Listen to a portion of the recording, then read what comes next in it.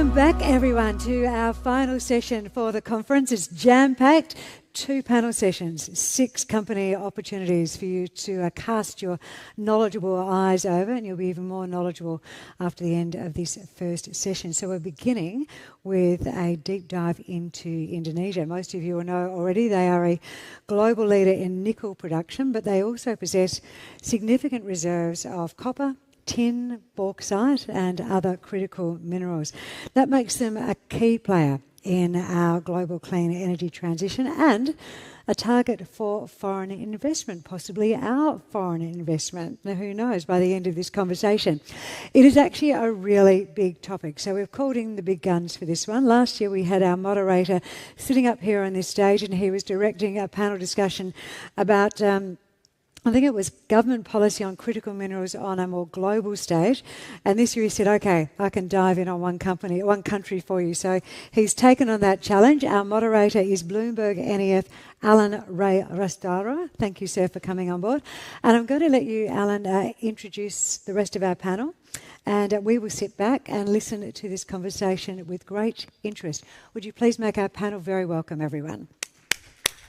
Thank you very much for the introduction, and good to be back. I was here last year on a similar panel of sorts focusing on critical minerals policy globally, so now it's good to focus on in the region, especially in Indonesia. I'm Alan from Bloomberg NEF. I mostly cover critical minerals research, so it would be interesting to hear from industry thought leaders on the current landscape, especially in Indonesia. I would like to introduce our speakers. First is Andrea Bukhara, Director of Indonesia Investment Promotion Center in Singapore. I'll let them introduce themselves further, but also part of the panel this afternoon is Ibu Mehdi from the Secretary General of the Indonesia Nickel Miners Association. We'll start with a brief introduction. So I'll start with you, Andrea. Introduce yourself further and your organization. Sure. Hi everyone. Good day. My name is Andrea Bukhara. I'm the director of Indonesia Investment Promotion Center as a rep office of Ministry of Investment and Downstream of Indonesia. And also I'm the investment attaché at the Embassy of Indonesia in Singapore. Just to add some more information that our office is in Santek, Tower 3, Floor 33, Unit 3. Hopefully it means something. And we also cover all ASEAN, not only Singapore. Thank you very much. Ibu Mehdi? Thank you. Hi, good day everyone. I'm Mehdi. I'm a Secretary General of Indonesia Nickel Miners Association since 2017. I do mining also, especially for nickel and other minerals in Indonesia. And our association trying to connect and elaboration the whole nickel players with Indonesia government. Thank you. Thank you very much.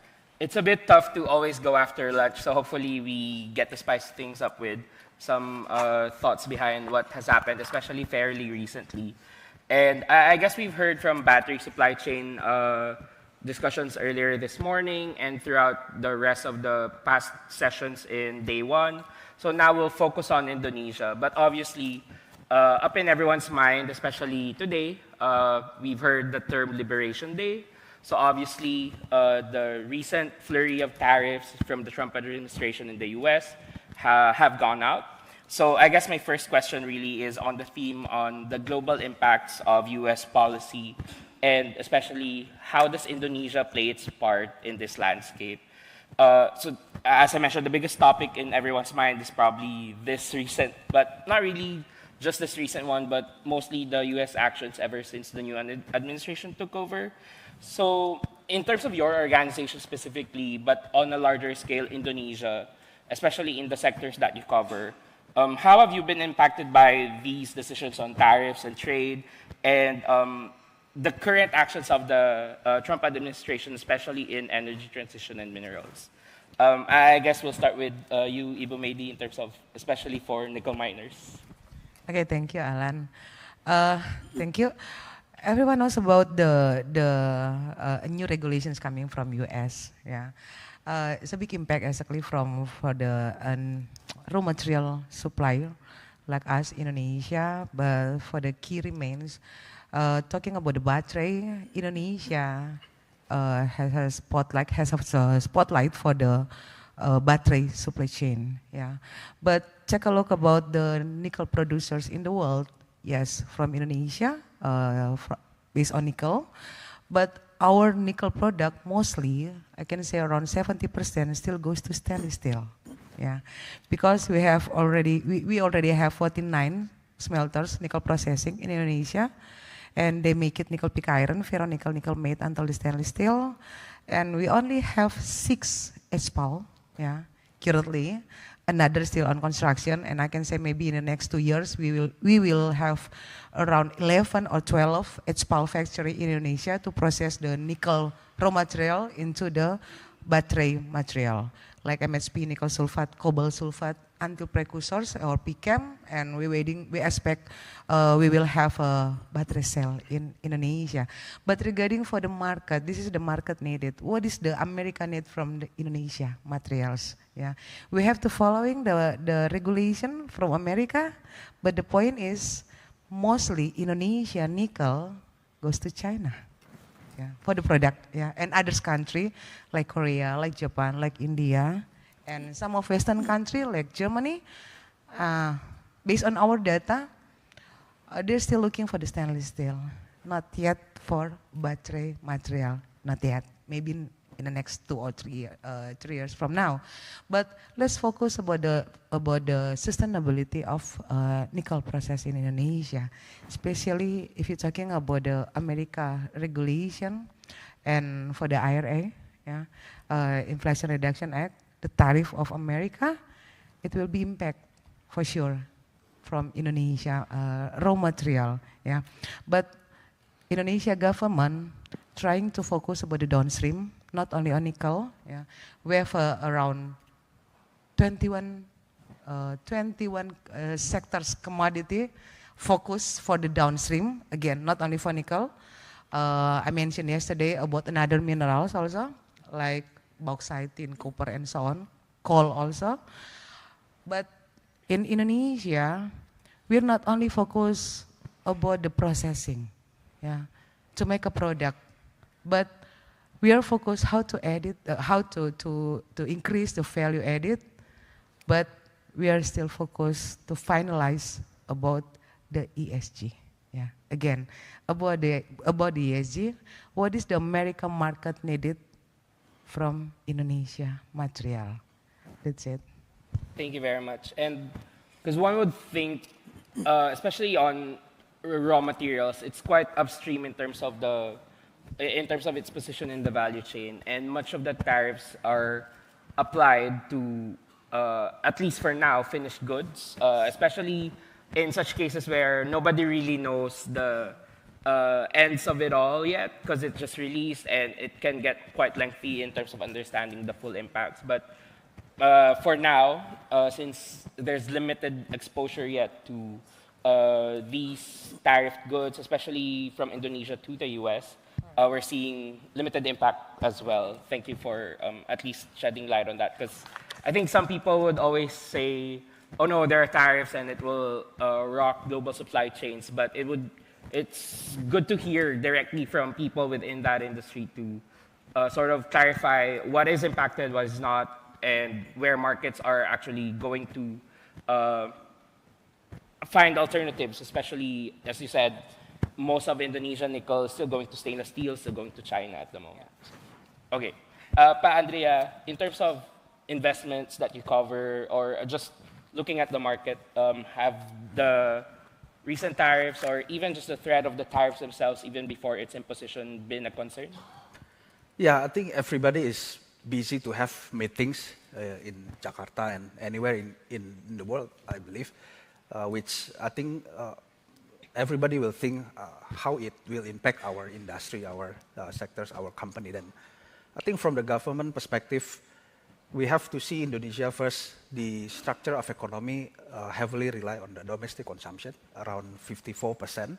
So we are not really into export-import compared to our neighboring countries, which is, it can be a good things or bad things, because we really want to have more exports, more import substitution by Indonesia. But then with 278 million people and soon to be 345, 350 million people, then we need to think very strategic. We have around 5 to 6 big islands. We have 500 more cities and regencies. So we need to be really careful on this, how we react on these tariffs. Now I think from Indonesian, we are now seeing this trade war not on a specific countries only.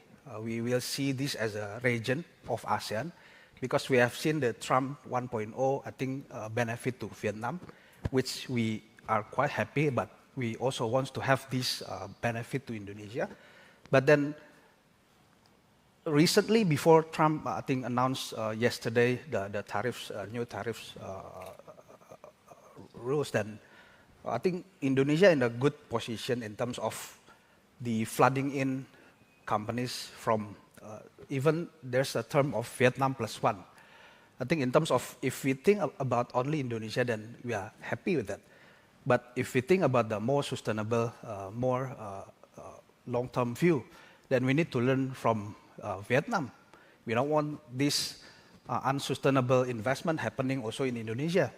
We are quite also bad feelings about how Vietnam imposed such a big tariffs, while I think ASEAN should be treated as a one single region. Then we need to be more focused on less transactional things, and more thinking about how we serve people, how we develop, building the really good communities in terms of the wealth, what we call it, distributions. Maybe that's what I think about that. Thank you very much. And I guess in the larger scope of things, or even drilling down further in terms of our focus on critical minerals, obviously the tariffs might have indirect impacts affecting it more than its direct impacts on the trade, at least for now. Obviously, nobody knows yet.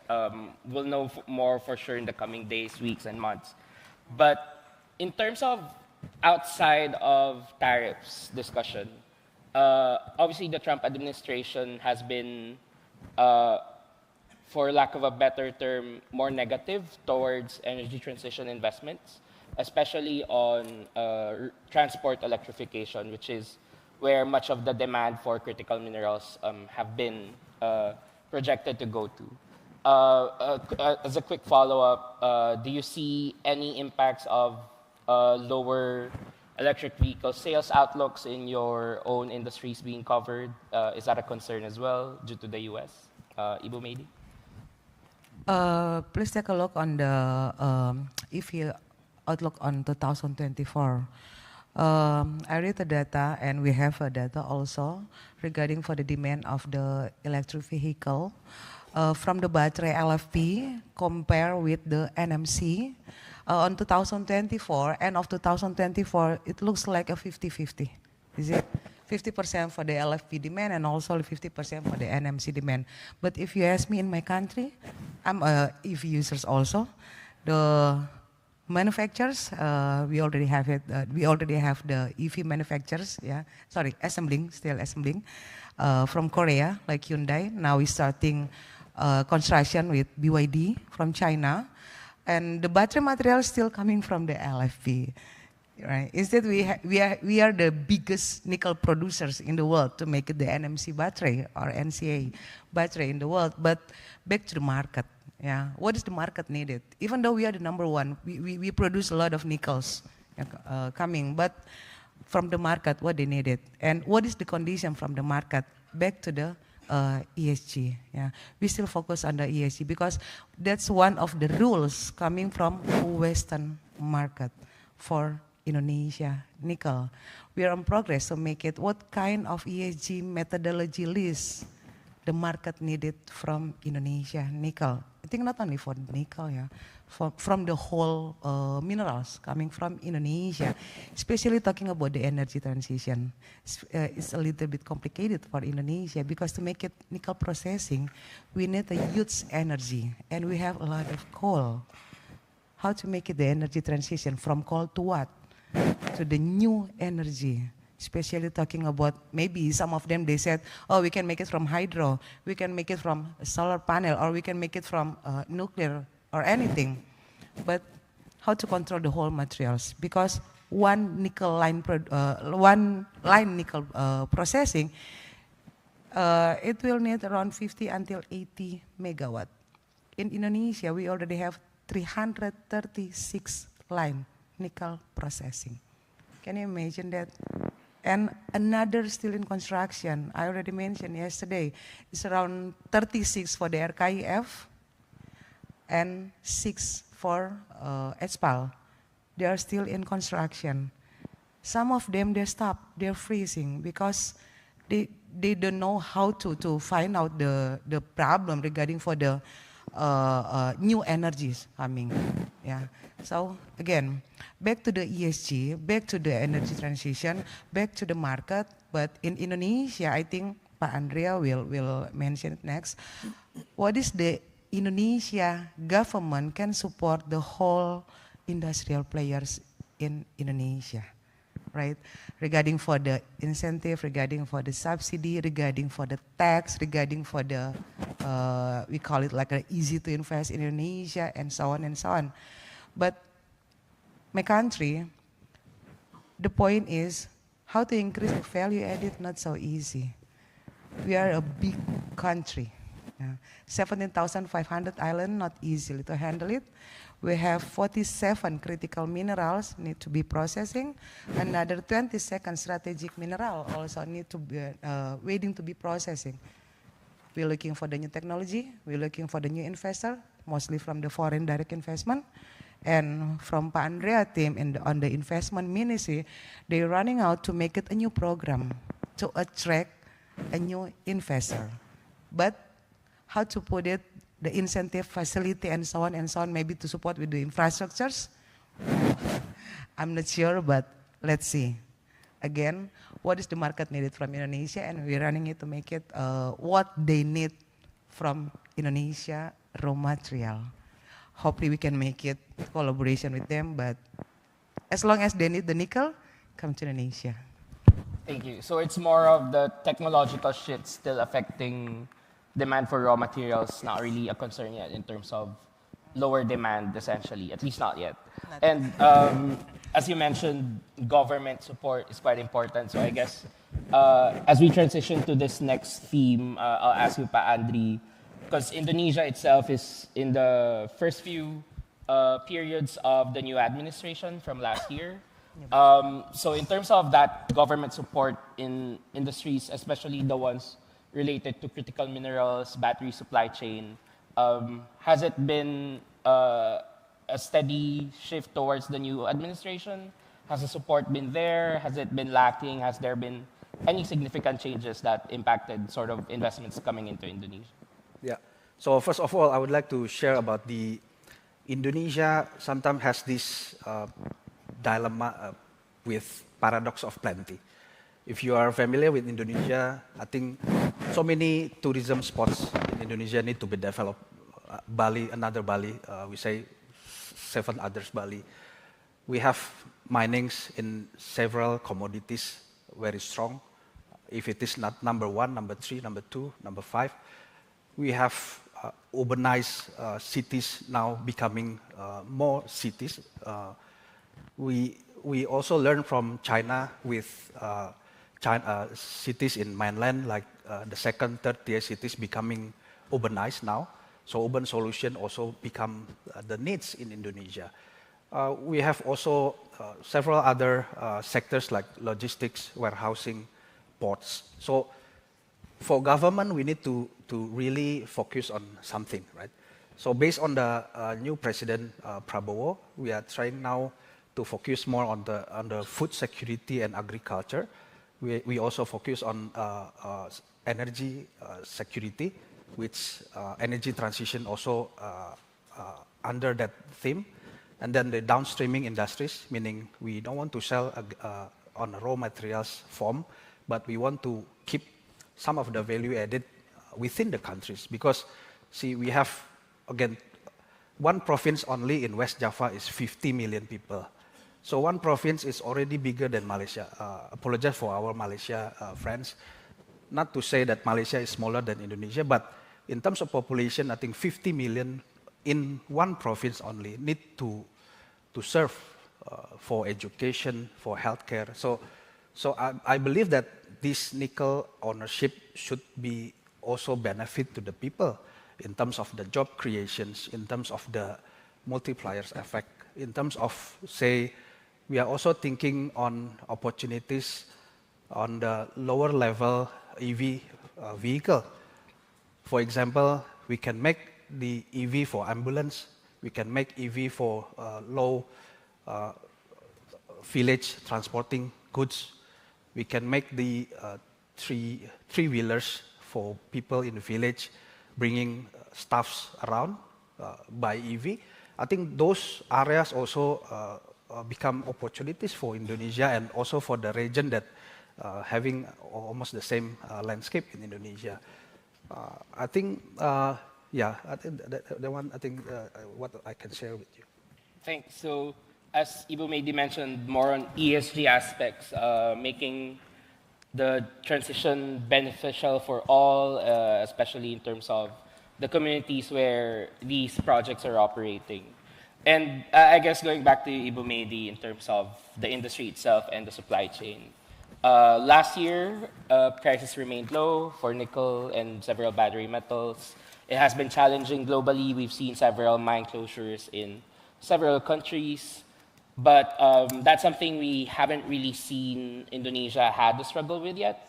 Does that remain the case? And would you say how, I mean, you already mentioned some of the ESG focus practices in nickel producers, but how would you say, what would you say are the other differences that Indonesia's nickel industry has with those from Australia, from New Caledonia, which struggled a bit, especially with continued low prices? And do you think nickel is still important in the energy transition overall? For me, myself, and my perspective, I'm still can see the futures of the nickel industry for next. Yeah, not now, I think, because we're struggling to facing the world needed from Indonesian nickel. Especially if you're talking about the ESG, there is a 7 critical issue talking about the ESG. First, for the zero emission, we're talking about the carbonization. We're talking about the environmental, for the rehabilitation, revegetation after mining, and how to control the whole supply chain coming from the exploration. I'm talking about the raw material, from the exploration, from the production, trucking, barging, and then to the smelter processing, the community also, the worker also, and I think there's so many things. Yeah, to if you want to complete it, what is the ESG list methodology? Yeah, included the report coming from the cash flow, from the margin profit, and so on. Too many, yeah. But we have to facing it because this is the market needed. Again, I'm talking about the market needed and also the world needed. And now in Indonesia, maybe you heard about the bloody nickel or the dirty nickel, whatever it is. But I just want to say that Indonesia, we just started. We just started from 2020. Yeah. In the beginning, Indonesia government, our target to make a nickel processing plant like a smelter, only 30 to 35 smelter. Right, but since 2020 until now, already 5 years, we already have around 55 nickel processing plant, and it will coming 95. Can you imagine that? For me myself, I'm worried about the raw material. Can we cover the whole nickel ore demand from domestic? That's the things that we need to solve the problem. Because some of them they already import from another country, yeah, like Philippines, like now they are trying to make a collaboration with the New Caledonia also, because we have the same laterite nickel ore.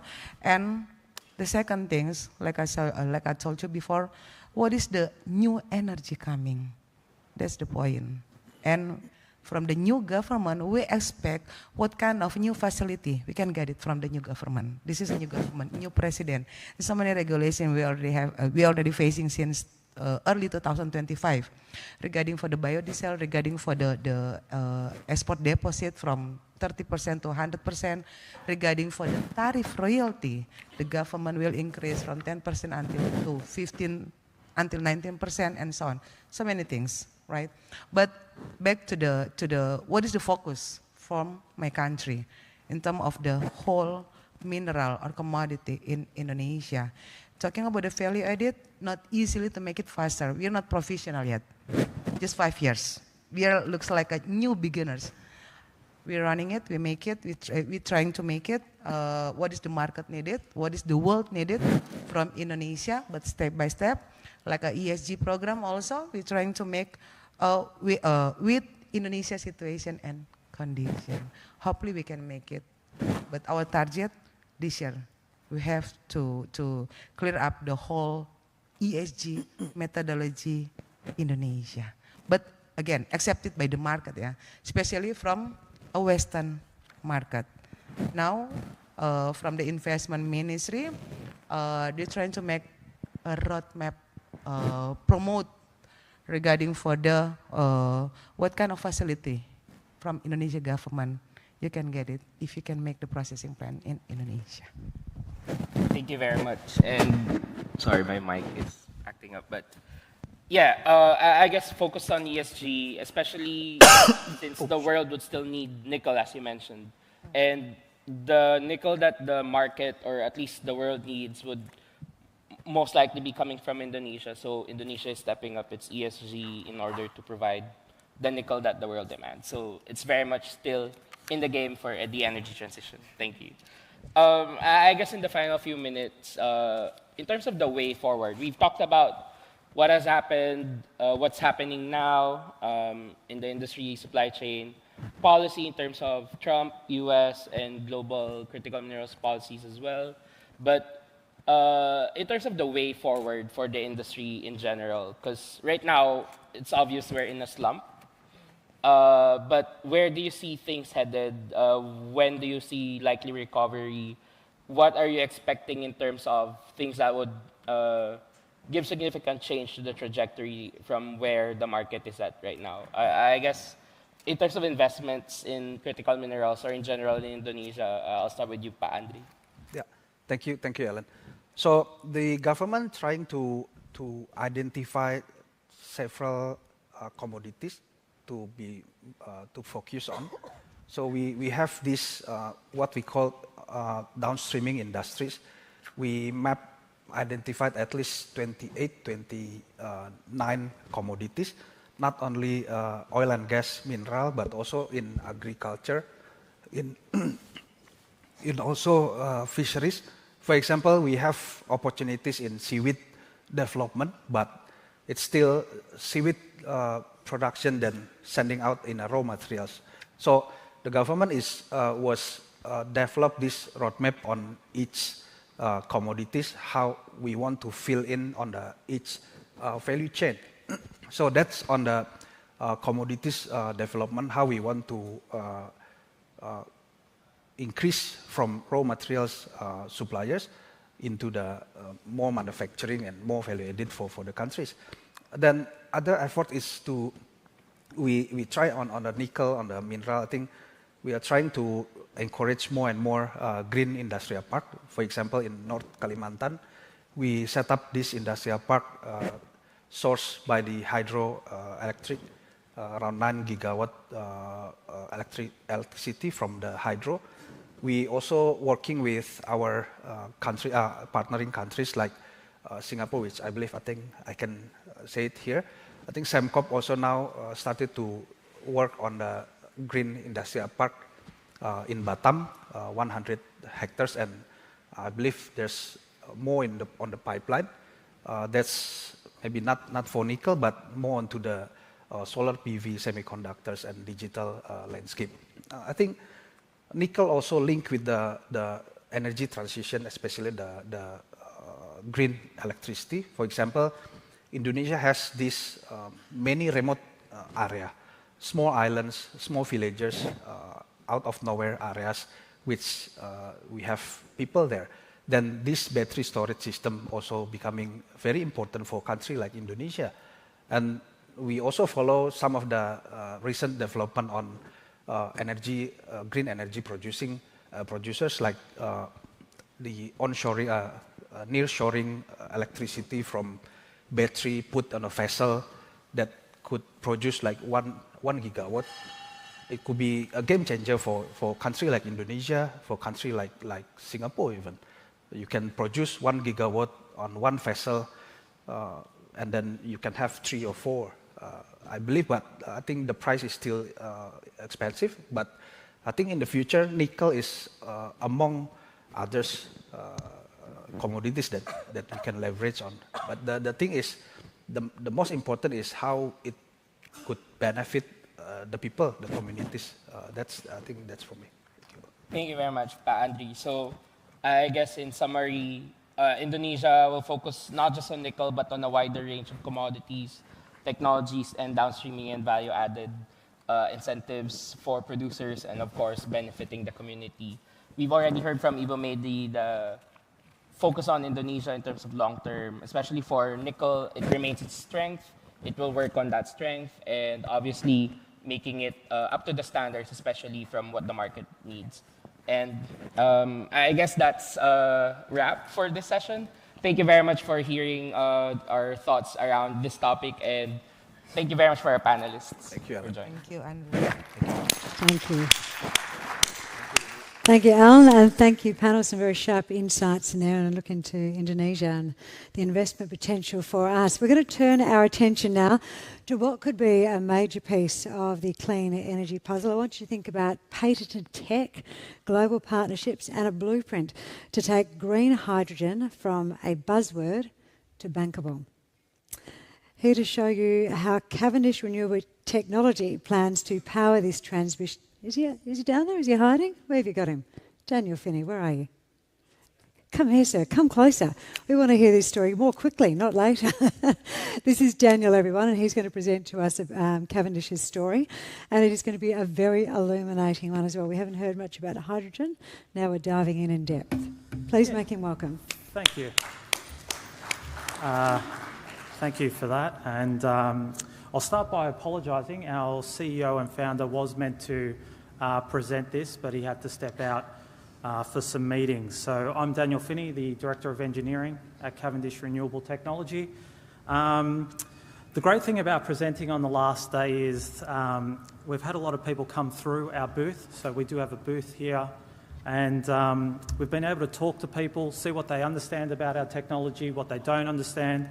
So I'll start with just a quick one, because you may know about electrolyzers or you may not. I'll just do a quick, brief introduction. Electrolyzers, in their simplest form, are splitting water for hydrogen and oxygen. If you use renewable energy, that becomes green. It becomes green hydrogen. You can also split CO2, and you can get CO and oxygen, and you can use that for syngas. There's lots of use cases. We'll go through that later on in the presentation. We'll try and do this a little differently than some of our other presentations. I hope you get some information out of this. I don't want to just say CRT does this, we do this, and this is great. I want you to go away from this presentation saying, I know a little bit more about electrolyzers, I'll get to know a little bit more about fuel cells, and so that's what we'll try and do during this presentation. So we'll start with who we are. We'll talk about our successes, so we have to do that. We're at a conference, I've got to say we've done some great things. We'll change tack, and I'll discuss why it's okay to be pessimistic about hydrogen. Someone came to our booth and said, I'm pessimistic about hydrogen. And I said, that's great, you should be. It's your money, you should be pessimistic. You should be looking through these things and these technologies. We'll then discuss two of our complementary technologies. These are breakthrough technologies that we'll be showcasing here at the Tribeca conference, and they're the reason why we're here, and we're starting our Series A funding because of those technologies. They're our next generation electrolyzer and our clean steel with no hydrogen. All right, so we are an Australian clean tech company specialising in fuel cell systems, including hydrogen electrolyzers and carbon utilisation technologies. I'd like to make a key distinction here that we're aiming to achieve both good for the environment and cost. There's often companies will just say, we've got the environment part down pat. But what's also important in part of this is you need to have the costing as well. I won't go through all these numbers because we'll be here forever, but we've got 6 major partnerships. You can see some universities there, Emerson Electric and Adani Group is there as well. We've been in operation now for 3.5 years. We've got a $10 million development and demonstration contract with industry.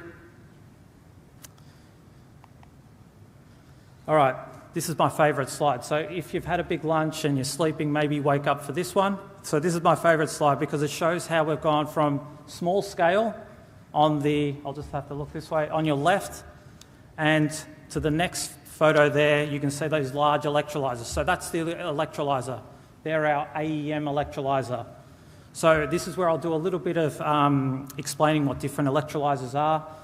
This is the AEM electrolyzer. This is the anion exchange membrane electrolyzer. There's other types of electrolyzers. You may have heard of PEM, or you may have heard of the alkaline electrolyzer. So the alkaline electrolyzer is an old style electrolyzer. It doesn't work well with renewables. The PEM electrolyzer, it does work well with renewables, but it's very expensive. What our AEM electrolyzer does well is it takes the best of both those. It doesn't use any PGMs, and which is the platinum group metals. It's cheap and it can work with renewables. So that's what we're excited about. Our technology has now been scaled and it's ready for commercialisation. So this is the success story. From 2.5 years, we've taken this product and it's now ready for orders. So our technology has been vetted and licensed to a multi-billion-dollar company, and because it's out in the public domain, it's Adani New Industry Limited that have vetted our technology. So at this stage, our CRT commercial team are seeking license for 7-dish cell, which is our next generation electrolyzer, and we've also got our clean steel technology, which doesn't use any hydrogen, and it reduces CO2 emissions by 97%. We'll go through the details later on. So this is where we'll discuss a little bit about green hydrogen, and there has been a little bit of talk recently about it going downhill, and that's fine, that there's some issues, that there was some escalating project costs and early stage hype that led to rushed investments and withdrawals. And that's why I said earlier on, it's okay to be pessimistic, because there's lots of policies, strong policies backing hydrogen, especially in China, EU, and just recently in Australia there was an $800 million project that was given to CIP, which was Copenhagen Infrastructure Partners, which is for a project for green hydrogen in Western Australia. You can see the 2 graphs down there on the bottom there, and you can see that we have capacity of in gigawatts of almost 7 gigawatts, and that's in 2024. You can see it's going up. So that's great news.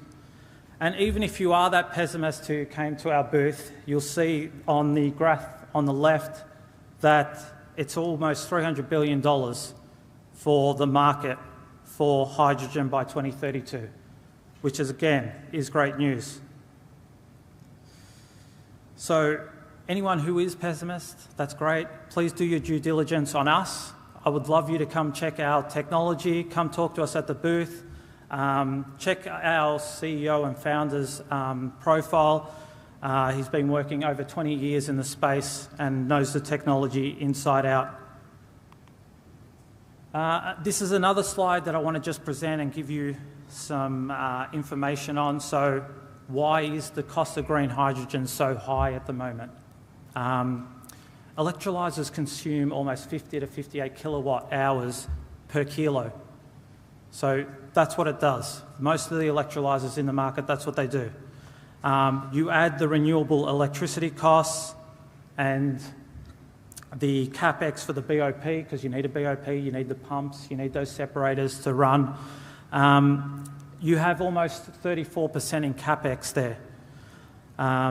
So for this technology to work, you clearly need a shift change. You can't have electrolyzers consuming that amount of electricity. And that's where our technology that we're discussing today is our C-cell. Instead of that 50 to 58 kilowatt hours per kilo, we're talking about 41.55. And to the best of our knowledge, that's the most efficient electrolyzer in the market, in the world. There's others that may have tested 1 centimetre square and published those results. What we're talking about is 1,000 centimetres square, and we're looking to make even larger scale and do protos or pilots with this technology. The reason why we can make it so efficiently is because most of those electrolyzers, those traditional electrolyzers I was mentioning earlier, they operate at around 60 to 80 degrees Celsius. What we've been able to do at Cavendish Renewable Technology is we've shifted to that high efficiency zone. So we've gone from 100 degrees to 150 degrees. That's where our technology operates at, which other electrolyzers, those low temperature electrolyzers, just can't do. And we produce all our components in-house. So there's no supply chain issues. We can produce them all in-house.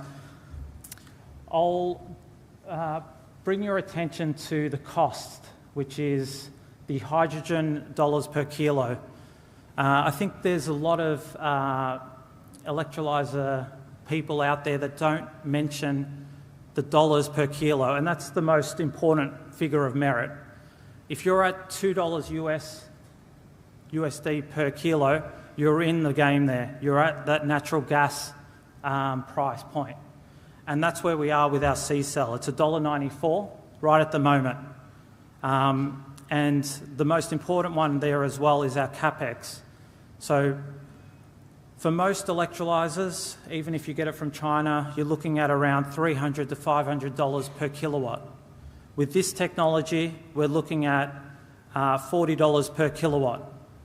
And obviously, those cost analysis has been done by industry veterans, and they can verify all these data points. These are some pictures of our electrolyzers. As you can see, they're not little 1 centimetre things. They don't light up, they just work. Yeah, you can see those two. They can be either tubular or planar cells. And as I've already mentioned, it's the lowest cost for stack. It's less than $40 per kilowatt. There's no platinum group metals, and there's cheap membranes, as I mentioned earlier. We do everything in-house. And the high efficiency, up to 95%. The next technology we'll discuss is the clean steel technology. And I think a few people have swung past the booth and mentioned that this is something that they're interested in, and I'm glad they are. We're really excited about this technology. So about 6 to 9% of CO2 emissions right now is from steel. That's massive. It's 3.6 billion tonnes of CO2. So replacing coal or natural gas with green hydrogen is currently cost prohibitive due to high prices. What's great about our technology, there's no hydrogen. What we do is we use, our electrolysis technology, our high temperature electrolyzer, and we take the CO2 that would normally be exhausted out into the atmosphere, and we put it into our electrolyzer. We get CO, and then it goes back into the blast furnace. And it's a closed loop system, and it reduces the CO2 emissions by 97% if we're using renewables. So that's a great thing. As I said, we're really excited about this technology. It requires no hydrogen. And the other thing that's a major point is there's no major modifications needed for steel plants. It works as an add-on solution. It's modular and customizable for flexible deployment. Again, this is just talking about a graph about the emissions with and without our technology. And as we've already mentioned, you can, if it's integrated, you're reducing it massively. And I think that's it. Thank you. Well done. You're pleased with that? I'm quite happy with that. Yeah. That's a great presentation. Thank you so much. And if people would like to ask you further questions, it is our cocktail drinks at the end of the day when they'll be able to do that. Thank you so much. Thank you. Appreciate it. All right, guys, we're going to stay with things that are a little bit different now. Dr. Ebba Domisay, would you like to come and join me, sir? So Dr. Ebba is the CEO of Iron Drive, and they're a company that's focused on smarter, cleaner and greener metal recovery. So we've talked about it in general terms. We haven't heard from a company that's really doing this today. So this gentleman here has over 25 years of experience in operations, strategy, and manufacturing. He's got this remarkable record of commercialising these innovative ideas. So Oh, stop it. Yeah, I stop it, sorry. It's all right, I've got big double doors for you to get out of. So, yeah, look, his expertise really is in scaling industrial technologies, and that's positioning him really well to take these technologies that Iron Drive has and taking them to a wider market and perhaps taking our investment dollar with him. Would you please make him very welcome? So thank you very much for Tribeca for offering the opportunity for us to share our very exciting journey where we are revolutionizing the recovery of critical minerals, and we're starting with battery recycling. So to understand Iron Drive, it's best to start with, we've got a strategic partnership agreement with the University of Adelaide, with their chemical engineering department, which is the #1 chemical engineering department in Australia and ranked number 40 in the world. They've got 170 researchers actively doing research on battery materials, battery recycling, critical minerals, and led by 2 laureate professors, which is very unusual for a department to have 2 laureate professors. So that arrangement, that agreement gives us exclusive rights to all of the IP that is developed by the university. So one can view them as this massive IP engine that sits behind a lean and mean commercialization team that are taking these technologies to market. So the university does the fundamental research, and that allows us as a team to develop that technology further, to make it workable at scale with our engineering experience and project experience, but also everything that we do in parallel is market and development. So we're very conscious of the fact that, often tech companies design solutions looking for a problem. We're very conscious of that, and we do exactly the opposite. We work with the market first to understand what the problems are, and then we feed that back to the university to do the fundamentals, not the solutions that we then scale up. Right, so that's Iron Drive. To illustrate that, the commercialization aspect of us that we're very strong on, this slide has got 2 aspects that are significant. The first one illustrates our business model. So if we look at the battery recycling industry here, represented by this value circle, for those who are not quite familiar with how battery recycling works, the batteries at end of life are then collected. They shredded into what's called black mass, and we take up a midstream position where we take the black mass, extract those critical minerals from the black mass, and then as our first priority, our second priority is to then convert that into PCAM material, which is the precursor cathode active material that goes to CAM manufacturing and to the battery cells manufacturing. The second significance of this slide is that Iron Drive has been invited to a consortium of industry partners representing this entire value circle in Germany that was set up by the University of Aachen, which is the smaller version of Fraunhofer Institute. Now, Fraunhofer Institute is world-renowned for setting up industry clusters to resolve industry problems.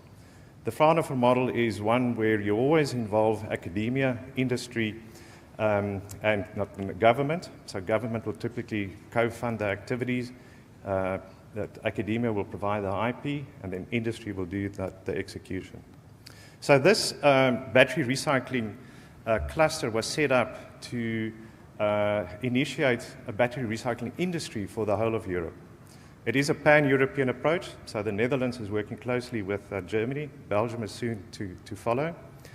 And it's a real feather in the cap for a small Australian company to get an invitation to participate in this industry consortium and taking 2 main seats as main industry partner. So the technology that we're developing is super sexy. It's called deep eutectic solvents. We can talk about deep eutectic solvents for an hour and a day, but please visit us at booth number 28 where we can explain how it works. But in our case, with cobalt and nickel, which is prominent in MCN batteries, if you remember from the periodic table during your chemistry days, cobalt and nickel sit right next to each other. And they literally join by the hip. If you want to separate them, they follow each other through any process, conventional hydrometallurgical process. So you then need downstream processing to separate them. The deep eutectic solvents is specifically tuned with a formulation that will first dissolve selectively the cobalt, leaves the nickel in a solid state, and then in the next process, the nickel is leached out of the solid material. Now, the other thing about the deep eutectic solvents is we can have the university do that formulation for deep eutectic solvents for any target metal that we want to leach out from a mixture of metals. So, for example, we've got a program with the university to look at e-waste recovery, where we want to recover the gold, the valuable precious metals like gold, platinum, palladium, etc. Now, how our process is different from traditional processes is, firstly, you've got pyrometallurgical processes, which is hundreds of years old, where you literally just burn everything away and you're left with your metals as an alloy that then needs that further separation downstream. It's very energy intensive, and then secondly, it also destroys all of the lithium. Conventional or traditional hydrometallurgical process typically use very strong mineral acids like sulfuric acid, that's toxic. And it's a reagent, so whatever you put into your process then comes out of the process in mass as a waste product. So again, in the case of sulfuric acid, you produce sodium sulfate, which is a real problem in Europe. It's an unwanted product there. So the downsides of hydrometallurgical processes also high in energy, but massive waste problems and requires a lot of water to treat that waste.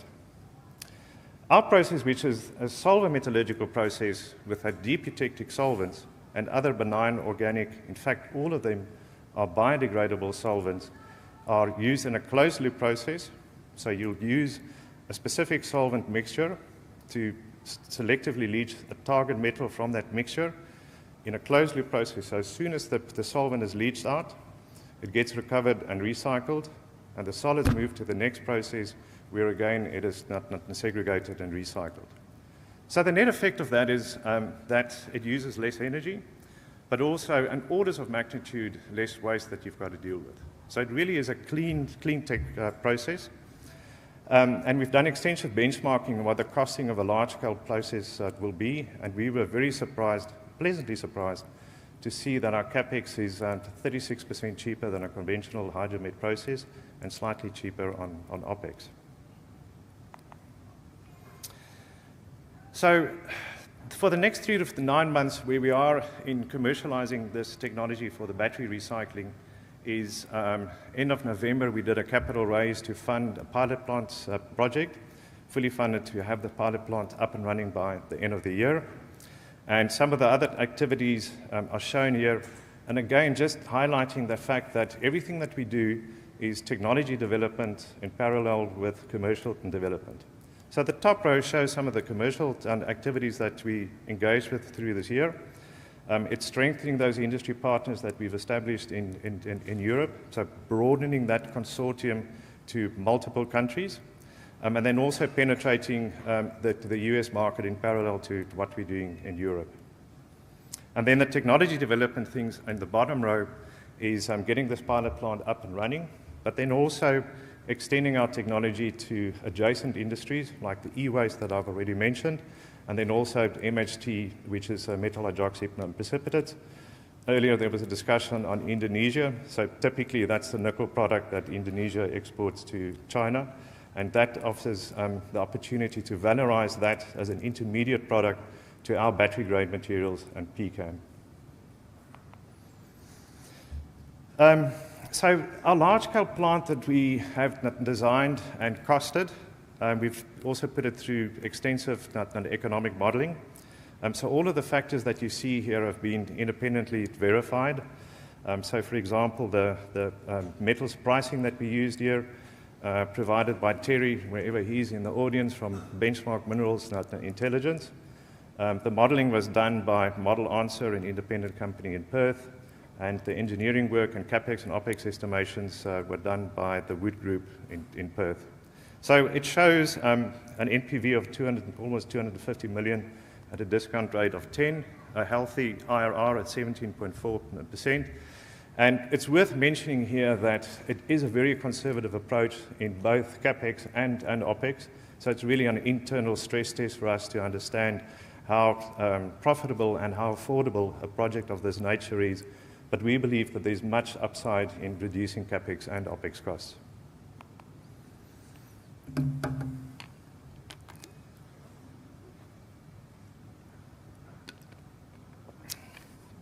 So we often get the question from investors, so what is in it for us to invest in Iron Drive at this stage that is building a pilot plant?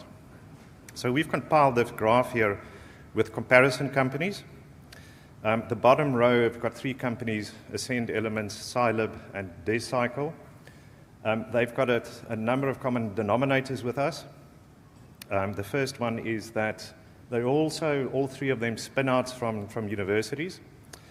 The second thing to understand here, which is the real interesting thing, is if we look at their investments on the primary y-axis, so on the left, the vertical bars that represent that in blue, compared with their market valuation on the secondary y-axis, the axis on the right, illustrated in green.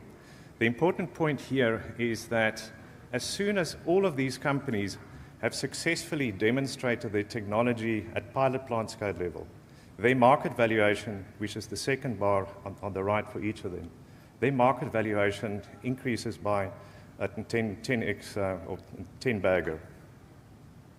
So, investors that want to invest, and we're not here to ask for anything because we are fully funded, so it's kind of weird doing this presentation to this audience and not asking for anything.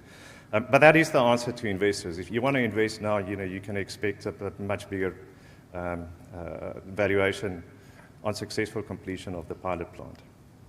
And then just at the top there, we've got some comparable companies, our peers on the ASX, MTM and IPX, just showing what their valuation is at different stages in commercialization. Just a little bit about Iron Drive and the capital structure. Like I said, we are an ASX-listed company. We've got a market cap of about 25 million. We've got 2 cornerstone investors, Strata Investments and Terra Capital. So the CEO of Strata Investment is also chairman of our board.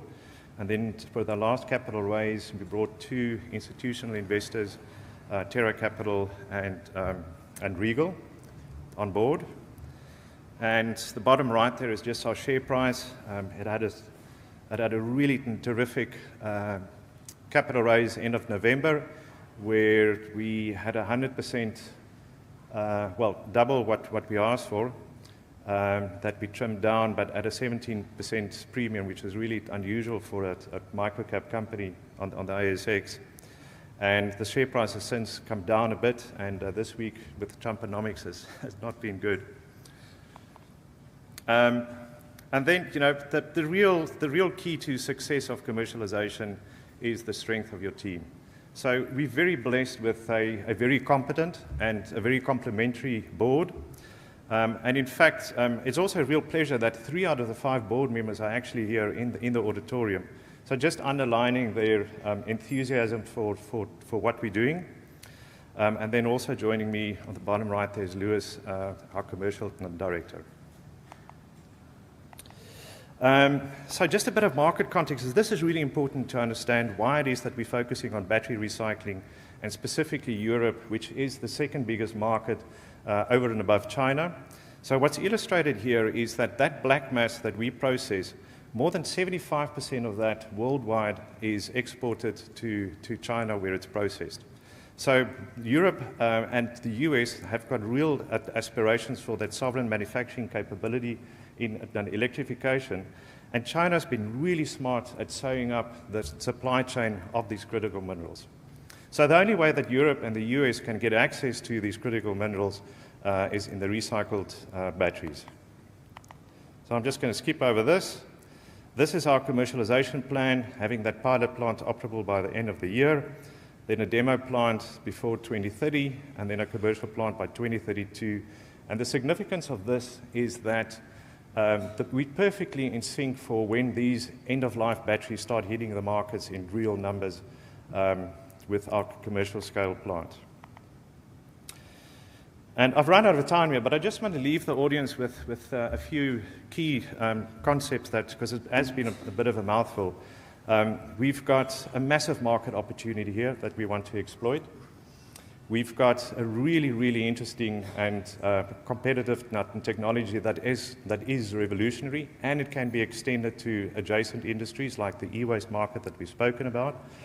And then thirdly, a plan is only as good as the people that are executed. And we are blessed with a sensational team that are very well experienced in commercializing technologies and taking microcaps like us to much larger organizations.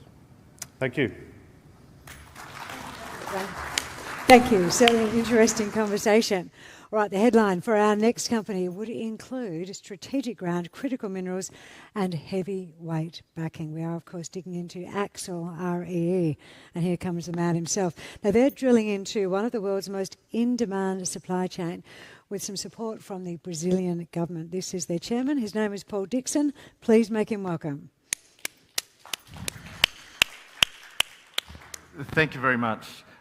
Firstly, I'd like to draw your attention to the picture that's on the screen there.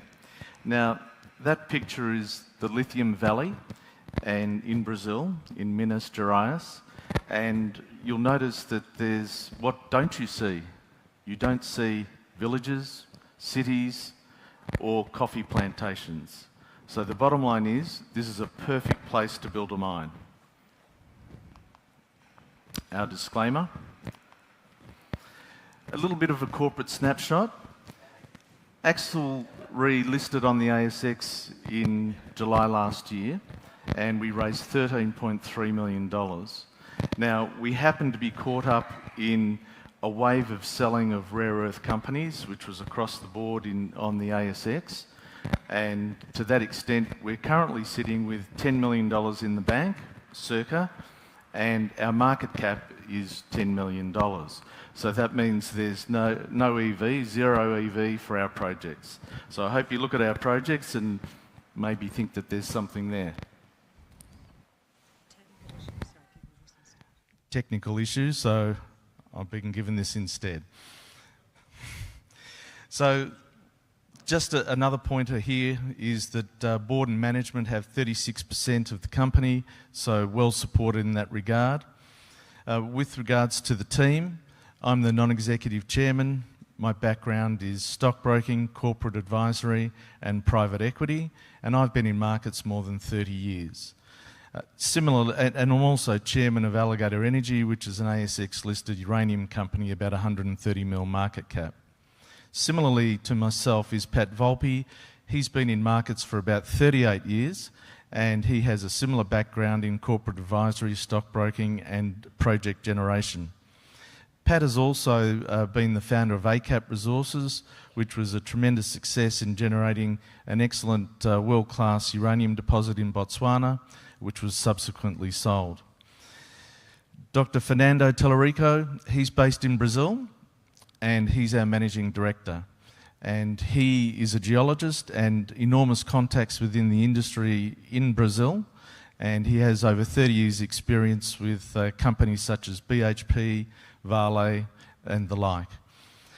Ian Kears is our other board member, and Ian is a lawyer by trade, if you can call being a lawyer a trade. But nonetheless, Ian has over 27 years in specialising in mergers and acquisitions. Our strategy, well, we came out of the blocks and we've drilled 4,000 metres in 9 months. That's around 233 drill holes, a combination of auger and also diamond drilling. Auger drilling, that's sort of 18, 20 metres deep, that first little part of the ore body, and then diamond drilling down to about 80 metres where we've hit bedrock. So the system is nice and deep. We've drilled and intersected mineralisation over 60 square kilometres. So we certainly believe this is a district scale opportunity, and we've intersected high-grade rare earths and gallium. And gallium is on everybody's lips at this point in time, and I'll explain a little while later. So we're very much fast-tracked towards generating an inferred JORC resource, and to that end we've engaged SRK, and SRK are working on that at the moment, and we're hopeful that that will be received sort of like the end of June this year. Also, we've sent metallurgical samples to ANSTO, and ANSTO are going to be doing that testing, and we equally hope that that will be around about mid-year, the results from that. So the value proposition. Well, where do you start and end with a market cap of 10 mil and 10 million in the bank? With, we think, an excellent district scale opportunity. We're fully funded, and it's quite a unique deposit that we've discovered because the gallium sits in the upper layer, in the laterites, and it's quite exciting because it's a very high value product. The rare earth sits below, and the results of our rare earths intersections, again, are high grade and large widths. Some results up to 45, 50 metres of about 5,000 ppm TREO. And the important thing is the proportion of magnetic rare earths that we're getting. So it's a very rich system, and we're executing on the IPO strategy that we said we would do. We've also recently signed some key government partnerships. 2 MOUs have been signed. The first one with FIEMG, and they're certainly going to be helping us and assisting us with research and production of permanent magnets in Brazil. So we will get great access to that facility. As well as that, we've signed an MOU with Invest Minas, and these people help us with government approvals and access to government agencies and all the right type of things that you want to see for a junior company in Brazil. As I mentioned, this is our primary project, the Caladeo project. We have 2 main areas that we're looking to drill. One is Area A, and that's the top one there. And you can see the density of drilling that we've put in place there. So it's been extensively drilled, and that's the one where we're targeting our first JORC resource, our inferred JORC resource. At the moment, we're drilling Area B, and we'll be aggressively drilling Area B, again with diamond and auger drilling, and the aim will be to get a JORC resource in Area B circa September or thereabouts. We may have to go back and put another couple of holes into Area A depending on SRK's instruction in order to help generate that JORC resource, but the drill rigs are there and available, so there's no harm or no problem with that. And if you look at the actual size of the area, Area A is 35 square kilometres and Area B 25 square kilometres, so 60 square kilometres of potential resource. And just bear in mind that we're getting $0 value for this in our share price on the market today. So we believe this has district scale potential with Area A and Area B. The mineralisation is still open in most directions, and we're very excited about the potential resource that we're expecting in the mid-year. This is a cross-section of 2 drill holes, 2 diamond drill holes, and on the right-hand side is the regolith schematic, and it shows where there's the red dotted box in the top right-hand corner. that's where the gallium mineralisation sits. And it sits in the laterites, which does contain some alumina, which is exactly what you want to see for gallium mineralisation. And below that, in the green dotted box, you can see that's where the rare earth mineralisation sits. And they're two quite discrete ore bodies. Visually, you can see the difference in colour, the red clays at the top, and in the rare earth mineralisation we have kaolinite, and the kaolinite has a sort of a whiter, streakier type showing. So it's quite nice and neat and discrete, and they're two separate ore bodies. Again, you can see the widths of the intersections in some of those holes. They're quite extensive and good grade as well.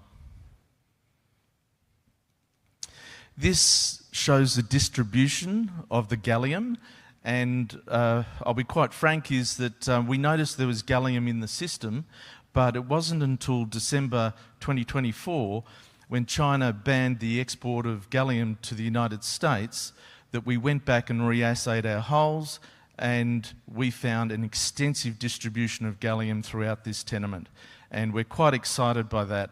The level of interest that's been shown at this conference alone has been extensive, and some people have come up with some fantastic ideas and concepts for us to progress this opportunity. Again, you can see some of the drill hole results on the right-hand side, 14 metres at 77 grams per tonne gallium from surface. 17 metres at 85 grams per tonne, again from surface. So nothing better than have an ore body starting from surface with good grades, and it's a high value product. They make for good project economics. Just to give you an idea of grade, you can see some of the grades there at 77 and 85 grams per tonne. Often gallium is mined as a byproduct from bauxite mines, zinc mines, and they're sort of mining in the order of 30 grams per tonne or 40 or thereabouts. So that's where we come to the conclusion that this is higher grade. This is the same project area A, but this shows our rare earth mineralisation and the distribution again through those drill holes. Some of the results of the rare earth intersections are exceptional. One of them there, 49 metres at 5,900 ppm, and within that, high-grade sections of either 8 metres at 13,000 ppm or 14 metres at 9,900. This is a high-grade system, and we expect to see some pretty good high-grade JORC resource when they come out mid-year. Importantly, though, with rare earths is your proportion of magnetic rare earths. And this next slide shows it perfectly. In purple, in that column, we have the percentages ranging from the high 20s up to 43%. And there are the NdPr and the terbium dysprosium, exactly the ones that you want to see to make up a basket of products that you look to sell. The gallium market, well, what an opportunity we've found here. The gallium spot price, circa $250,000 US per tonne. Doesn't get much better than that. And it's a strategic metal. And China supplied 98% of the global market. So we're hoping we can eat into that with this deposit because it's quite hopefully a large one. And it's used in chips used in AI, solar energy, aerospace, and military defence applications. Certainly a critical mineral that you want to have. The other project that we have done some work on is the coal dust project, and this is near all the large deposits of meteoric and viridis, and their tenements are in the blue and the green. Ours are the purple. We have a lot of tenements on the outside of the caldera and some on the inside. What we've done to date is just shallow drilling with auger drill rigs, but really just to prove up and show that we're getting excellent results, good grades, good thicknesses. But I will say this will not be our primary focus of spending our money. It'll be Caladeo. That will attract most of the money. However, some of these tenements might be strategic, that we could either monetize at a later point in time, so that it was worthwhile to do this shallow auger drilling. It's cheap and it's quick. So in summary, we're fully funded to fast-track our Caladeo rare earth and gallium prospect, certainly to maiden JORC resource and also metallurgical studies for the remainder of this year. And it's a large project portfolio area. As I said, fully funded. It's unique, with the gallium sitting at the top and then the rare earths underneath. So no overburden. It's a lovely thing to have. The high-value gallium, which is, as we said, circa 250,000 US per tonne, and we're expecting that maiden JORC resource around middle of the year, as well as the metallurgical study results. So that's us in a nutshell. Thank you. Well done. Brilliant presentation. You can, oh, actually, no, that's a good idea. Give it to me in case we have another slight technical hiccup. Thank you so much, Paul. Well done. All right, team. Our next company, it was a very good presentation, is in Spain. They're in Canada. They also have a foothold in one of the richest, most strategic sources of critical minerals on Earth, and that would be Greenland. And we know it's rich because Mr. Trump wanted it, didn't he? He wanted to either take it or buy it, either way. And there's a good reason for that. So here to tell us why Trump's interest perhaps wasn't that crazy and how energy transition minerals is tapping into what could be one of the world's most important critical mineral stories. Would you please welcome Managing Director Daniel Mamadou. Thank you. Thanks a lot. Excellent. So thanks, and good afternoon, everyone. Thanks for joining us today. I'm excited to discuss energy transition minerals, our journey, the Kwanefeld project, and why I believe that the next phase is actually going to unlock significant value. We're really at a pivotal moment. There's a global race for rare earth that's intensifying. Greenland's become more strategically relevant, and the political shifts, both in Greenland and outside, are turning in our favor. And so today I'll cover why we're confident in the future of the company. I'll also update on the progress of our legal battle and some of the key catalysts ahead. Let's start with the cornerstone of our company, which is the Kwanefeld project. So, as you mentioned earlier, this is one of the world's most significant undeveloped rare earth deposit, with over 1 billion ton resource at 1.1% of total rare earth oxides. The project is located in the southern part of Greenland. Our license was originally developed in 2007, granted in 2007, and the exploration activities started in 2010, and they were conducted over a decade. We generated more than 80,000 meters of drill core, and that was at an investment that exceeds $100 million US, and that only covers about 20% of our license area.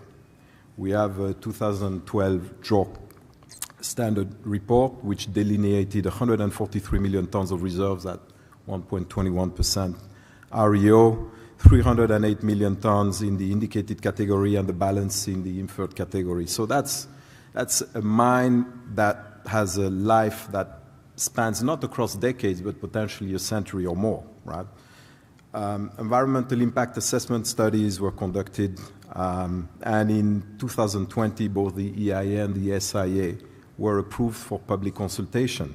So the company closely cooperated with the Greenlandic government or governments over more than 10 years, and in 2021, the Uranium Act was implemented by the IEA-led government, and that basically coincided with my entry into the company.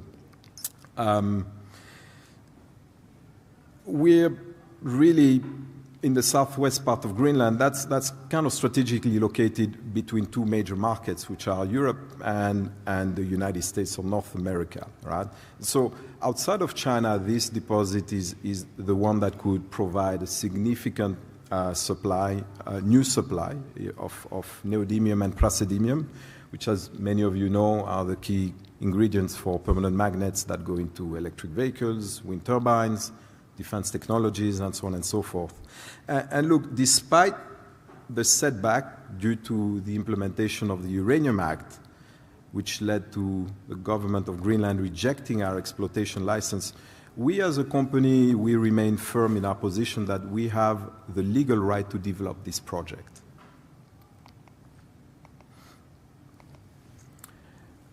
Greenland's been on the US radar for a decade, okay?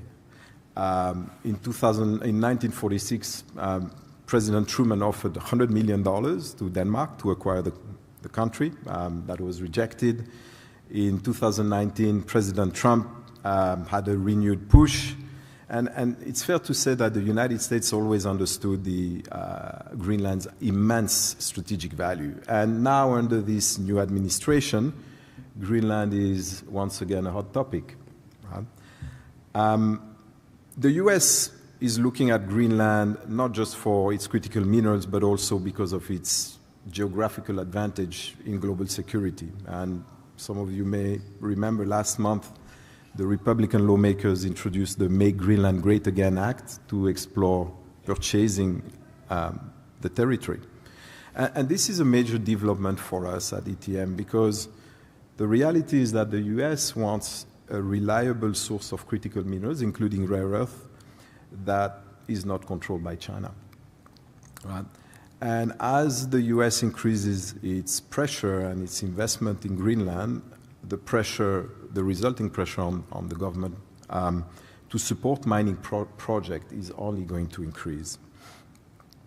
Here we've got a picture of the previous or exiting Prime Minister, Mute Egede, who has been very vocal about Greenland not wanting to join the US, Greenlanders wanting to be Greenlanders, not Danes, not American, right? And he most likely will also have a position in the incoming government. Now, this slide is the most important slide, in my opinion. Okay? It highlights our share price performance over the past decade. Right? In red, these are the periods under the Trump administration, and in blue, under the Democratic leadership in the United States. So, you know, recent history shows that we perform well under a pro-business, resource-friendly U.S. administration, and, you know, our stock saw positive momentum not just during Trump's first term, but after his re-election in late 2024, right? And we saw a significant jump.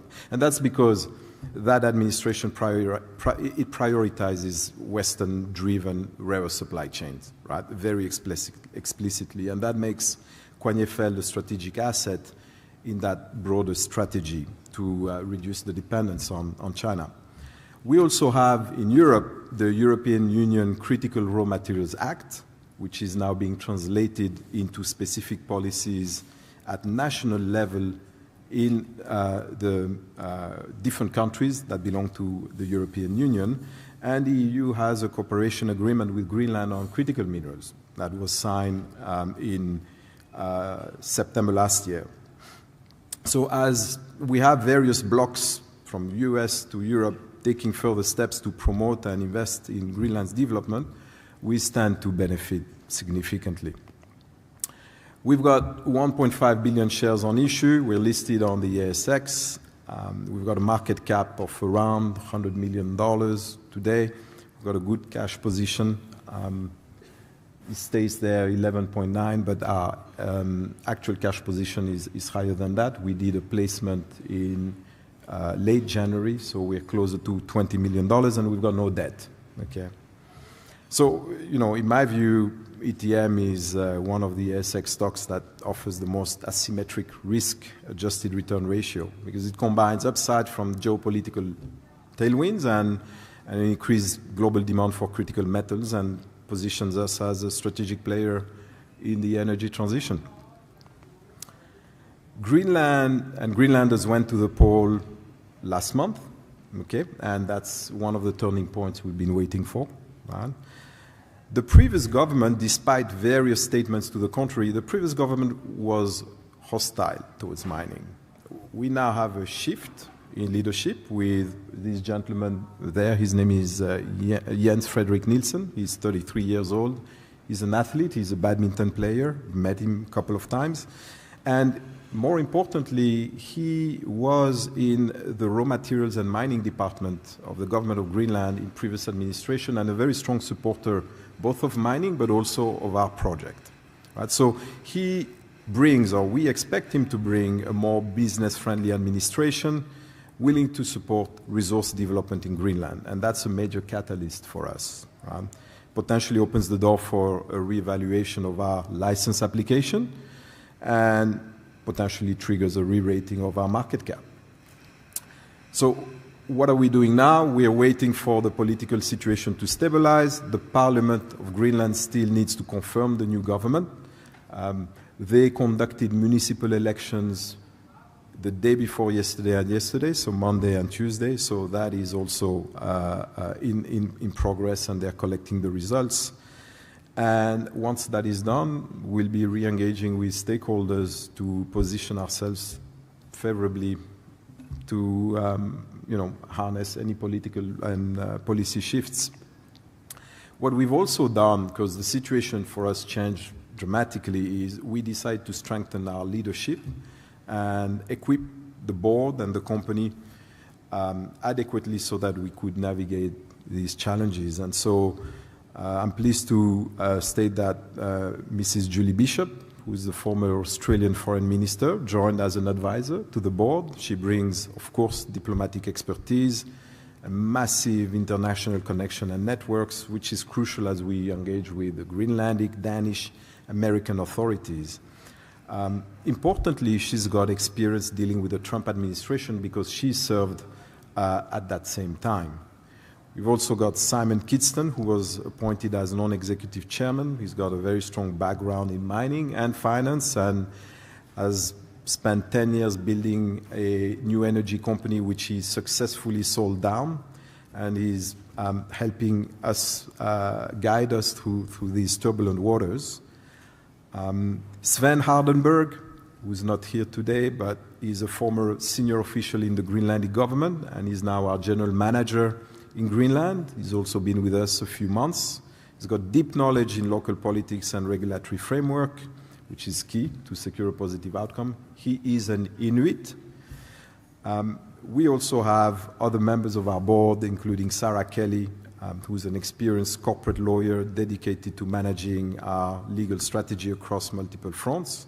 Mark Saxon, who's got a track record in making significant discoveries in rare earth, and he's an expert in the geology of rare earth.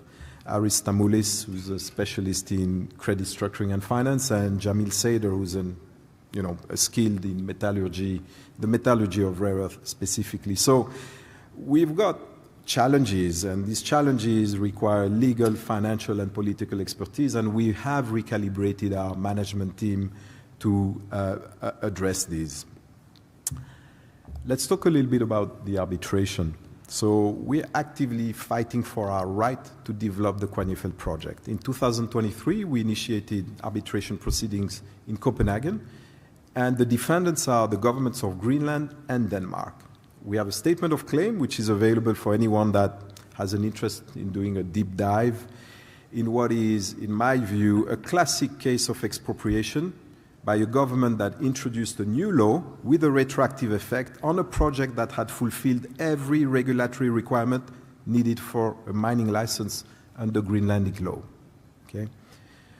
Secretariat, which is a Canadian international arbitration and expert witness firm, has valued our project at more than $7.5 billion independently as part of our statement of claim. In 2024, we filed additional lawsuits in Greenlandic and Danish court to further protect our interests.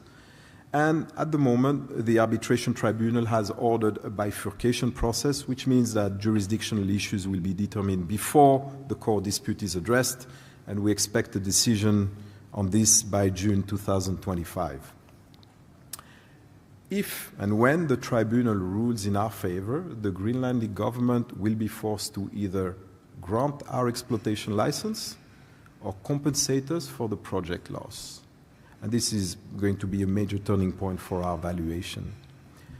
We're backed by Burford Capital, which is the gold standard in litigation finance and the world's largest provider of commercial legal finance. And they have a 93% track record for deploying funding into winning cases. So looking ahead, these are the events that will drive our value higher.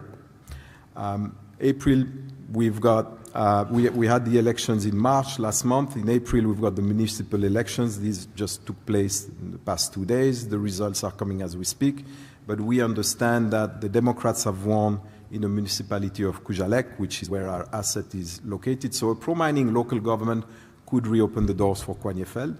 In June 2025, we'll have a ruling on the jurisdiction from the arbitration tribunal.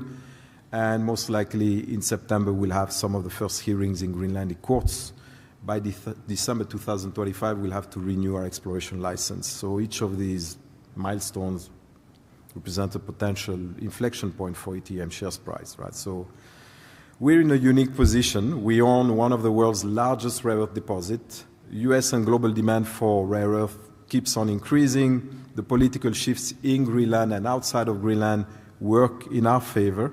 We've got a strengthened team, which is built to navigate a fairly complex environment. And this legal battle, while it's challenging, it has the potential to unlock significant value, irrespective of its outcome. So we remain focused, strategic, and committed to delivering for our shareholders. I think the next 12 months are going to be crucial. We look forward to updating everyone. But my view and my conclusion is that if you're playing the rare earth inventory game, ETM is a stock with one of the most, if not the most, asymmetric risk-adjusted return ratio of the pool of all ASX junior resources stocks. So thank you, and I'll be outside in case any of you have any questions. Thank you.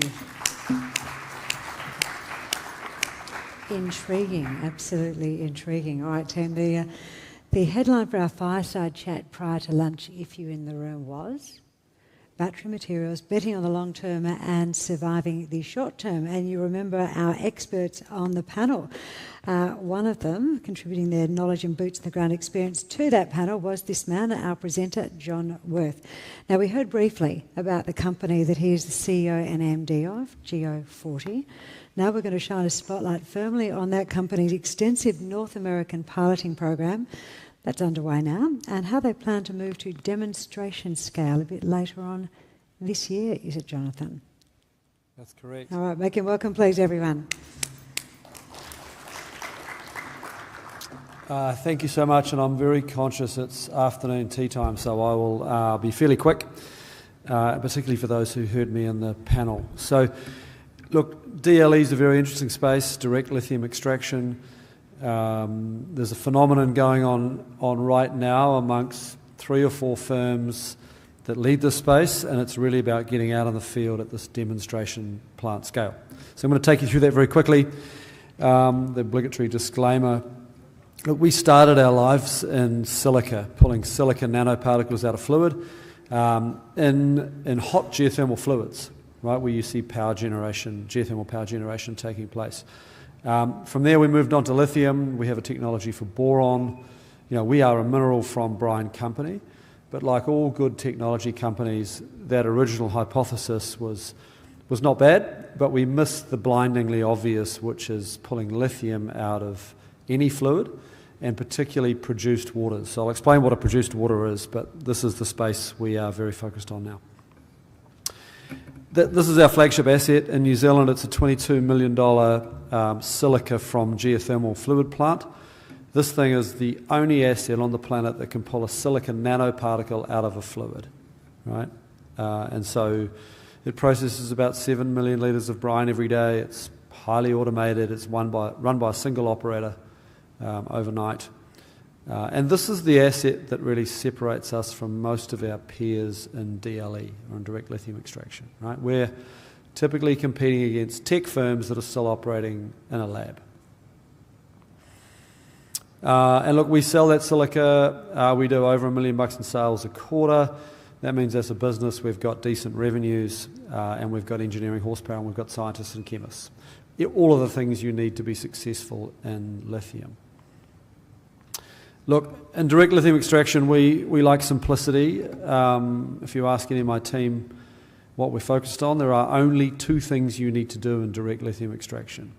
You've got to prove that the technology is widely deployable across all sorts of different brine chemistries, and then you've got to scale it up, right? So how do you prove the tech? You get out on the road and you work on fresh brine at the wellhead, and ideally you do that on the most compelling resources on the planet. We talk about lithium as having a kind of a two-speed sort of style. We call lithium 1.0 the produced water space. So this is oil and gas majors. Every time you get a barrel of oil out of the ground, you get 1, 2, 3, 4, 5 barrels of water, usually a very salty brine, and a lot of those brines contain lithium. So that's what we call produced waters. It's exciting because the brine is flowing now. The volumes are enormous. There are oil and gas cos processing millions of barrels of brine a day. They're running it through huge pipe networks. They can bring it to the same location. The opportunity here in a crappy capital market is the opportunity to work with oil and gas majors. And the only downside of these brines is the chemistry is a bit more complicated, right? You've got oil and gas residues, iron, H2S, and so on. Formation waters, I guess, is where lithium actually started. This was junior explorers drilling holes into aquifers. That space is still there, but it's hard to raise capital for, and of course you have to run an exploration campaign. Just the other thing to be aware of in produced waters is the lithium grades tend to be lower, right? So if you're in the Permian Basin in Texas, you'll have lithium grades around 20 or 30 ppm. Across large parts of Canada, you'll be in the hundreds. The Dakotas, etc., you'll be in the 50s and 60s. So the grades tend to be a bit lower than aquifer brines, and that's where you need the right kind of tech. You would have seen this chart before. There's really only two technical families now. There's absorption, that's the old Dow Chemicals tech developed in the 70s, and there's ion exchange. We're an ion exchange tech. You don't see too much solvent extraction anymore. And what that means, we're an unusual type of ion exchange. We've processed geothermal brines, we've processed continental brines, and we've processed oil and gas brines. And the absorption guys, at least our understanding is they tend to need high grade. We think we've got a pretty nice niche in the sort of 50 to 250 ppm grade range. And what's significant about that is it opens up huge areas across North America, right? Whereas if you're an absorption player, you're really looking at resources in South America. How do we showcase that we can work on different brines?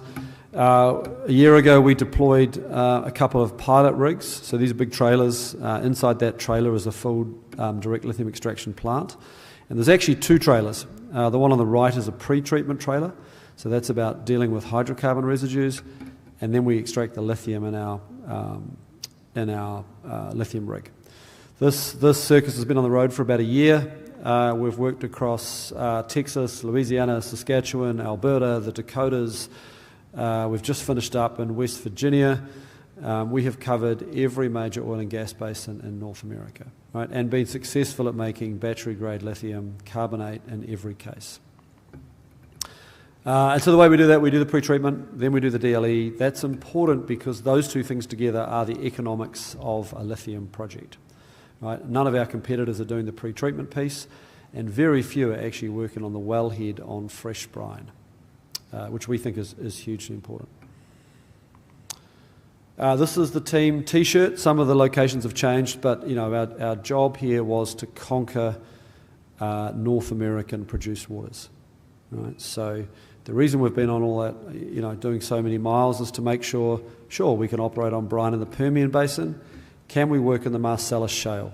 Right? Can we work in the Leduc in the Dakotas? Can we work in the Haynesville Shale, for example? Right? So that's been our task, is to prove that the tech works very widely. We've been able to prove that it does, and we'll have that work peer-reviewed over the coming weeks. I mentioned scale-up. This is exactly what we did in silica. We developed the tech in the lab. We got a pilot running. We then took that pilot out in the field. Then we built a demo plant, and then we built a large-scale plant, which was the photo I showed you earlier. So that's our scale-up playbook. We are doing exactly the same thing in DLE and lithium, and we're now at that stage 3 demo plant inflection point. What is that? This is it. It's in build right now. Most people think a demo plant will do about 100 tonnes of product a year, 100 tonnes LCE, lithium carbonate equivalent. This will do 300 tonnes, so it's a pretty chunky plant. It's a decent size. This is a multi-million-dollar endeavour. It's fully funded. It'll be running in July, and then it'll be deployed on a site in North America shortly thereafter, probably with an oil and gas major. And I think that we've done this consistently in lithium. It's interesting to think about. When we built those travelling trailer rig pilots, right, we were almost ahead of the sector. Right, the sector wasn't really ready to do wellhead testing, and some of the biggest guys in the game still haven't done wellhead testing. But this is, I guess, very much a culture of build the assets as the appetite emerges and create the demand for your technology. Right? So we know there is demand for this asset. We're talking to at least a half dozen parties who have said we would like it. What's powerful about a demo plant is it obviously validates the technology. That's our job. But what's even more significant is it validates the quality of the resource. So if you've got a junior explorer sitting on 20,000 acres in the back blocks of Saskatchewan, it's the demo plant on that site that validates that project can produce a battery-grade carbonate or hydroxide. Right? And that's where, this is a very much a sort of 1 + 1 is 3 validation relationship.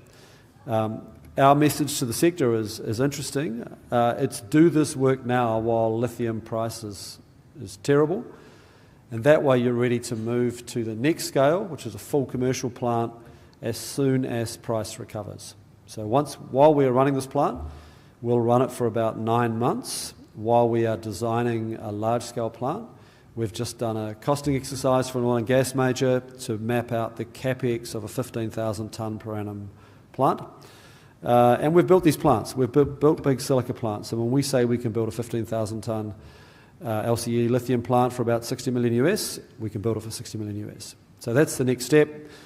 We think the opportunity at the moment is compelling, is to do that work now, get through that scale-up stage while price is rubbish. Even these sorts of demo projects, they don't make a lot of material. They're not meant to be hugely profitable. They can be profitable, but the prize is to be at that larger scale as soon as price recovers, not 3 years later, right?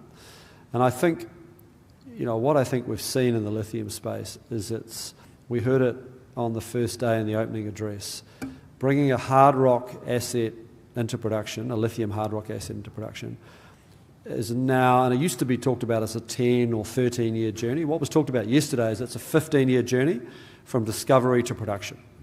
Right? You say, well, that's the nature of mining. What's particularly interesting about direct lithium extraction, particularly if you're working with an oil and gas major on produced waters, is you can get your project to market as fast as you can build the mechanical plant. Right? So you think about a 15,000 tonne plant, it's about 2 hectares in size, it's a 15-month build. Right? So you watch the lithium price, you see recovery in lithium price, you get your investment case to stack up, you push the go button, 15 months later you are producing lithium carbonate. Right? And the hard rock space doesn't offer that. Right? So what we talk a lot about in my business is, where will the marginal supply of lithium come from? And this is the opportunity for those in DLE, right? Who are, highly advanced, able to get demo plants stood up and prove that their tech can work. I promise I'll make this quite quick. Look, I think increasingly the oil and gas sector has figured out the opportunity in lithium. There's now appetite in the Middle East, there's appetite across North America, there's oil and gas guys in Europe who have worked out the opportunity, right? Our job now is to figure out how to build more than one of those demo plants, because there's a lot of appetite around the world to get to the scale. And what that means is if we get everything right in 2026, that becomes our year to scale up to full commercial scale.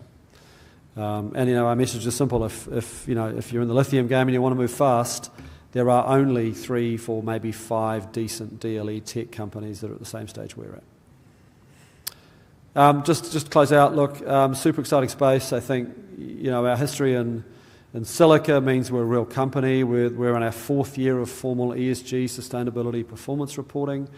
The kind of guys that are on our register, the likes of Tembo Capital, Vision Blue out of London, they expect this stuff as a minimum. So you've got to be lean and mean and a bit like a junior company while you also act like a much bigger, more mature business, right? And so, we sell silica. We have a full environmental product declaration for that product that validates that it's the lowest carbon colloidal silica on Earth. Why is that relevant to lithium? Because we're going to see exactly the same imperatives in lithium. You need to have the highest ESG performance to be a great partner for an oil and gas major. And the opportunity with the geopolitics that are emerging is to be that low-carbon, super sustainable producer of lithium as that marginal producer. That's it. I think some of you heard me on a panel earlier. We think it's notwithstanding the fact that the lithium price is thoroughly in the toilet, we think it's actually a very exciting time for the industry. We think we'll see price movement by Christmas, which will bring back a bit of confidence and a bit of investment confidence. We plan to be ready to take full advantage of that. Thanks for listening. DLE, it's come a long way in the last 2 or 3 years. We think it's now a genuinely credible part of the supply system, and we plan to prove it. Thank you. Well done, John. Again, another compelling presentation. Thank you. You're leaving my clicker behind, are you? Or are you stealing that? Just checking. Good boy. Off you go. All right. We are at the pointy end of the proceedings now, everyone. This is where the savvy investors amongst us are going to sharpen our focus. Now, one of the final companies on the stage today is drilling into a high demand and high impact opportunity, and they're doing that in a region that's turning heads globally, and they've just banked some very serious money so they can chase it hard. Would you please welcome to the stage the Managing Director of Australia Resources, Chris Dawes. Welcome, Chris. Thanks, Chrissy. Thanks for that welcome. And thank you, everybody, for being here at the last show of the road. Stewie always brings the best last. Thank you, AJ. Thank you, Stewie, and Vertical Events for putting on this with Tribeca and the sponsors and all the people working to make this a success. We all work to make a success. We strive at Australia to get that. When you leave today, you'll go back and you'll ask yourself a few questions, and your family and your friends will ask you, you went to this investment conference, what was your best investment pick? And how did you derive that? It's very difficult. There's a diverse amount of companies. There's a diverse amount of commodities. What do you do? Well, I'll tell you what I do and what I think my best pick is. And I think you already know what my best pick is. 3 C's: country, company, commodity.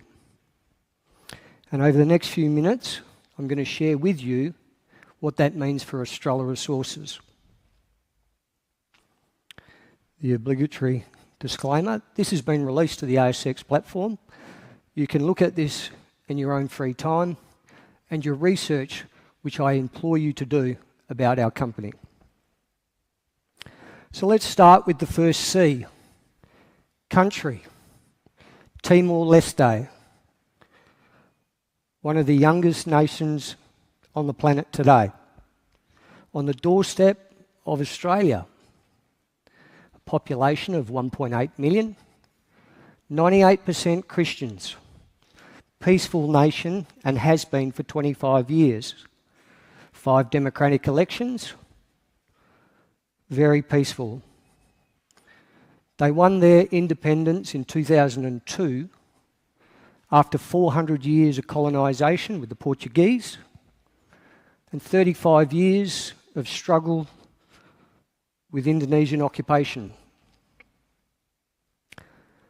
Timor over the last 10 years or so generated significant revenues from oil and gas. Those revenues they've spent wisely, and some revenues they may not have.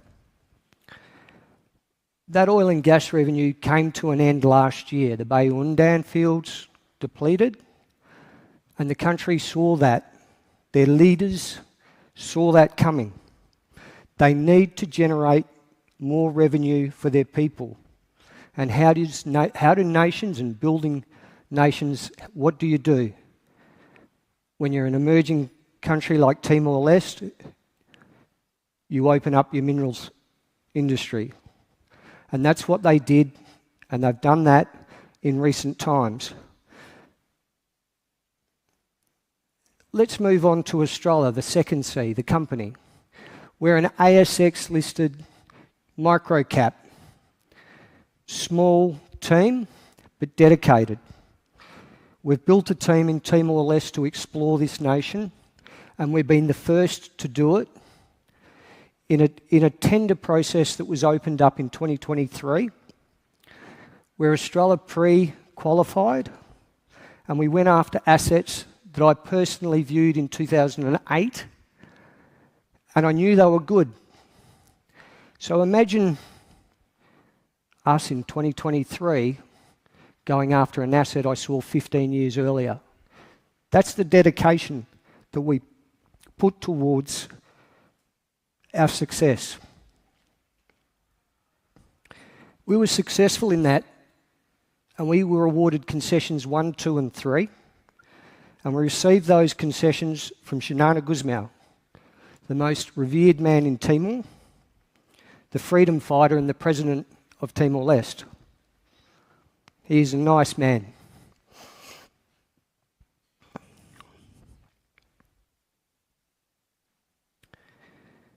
What they've been able to do is attract foreign investment to drive the nation. We as a company have been fortunate enough to move into this country and take the best technologies to go and find minerals of economic importance. You can see on the map above me, not only have we received concessions 1, 2 and 3, we've expanded that.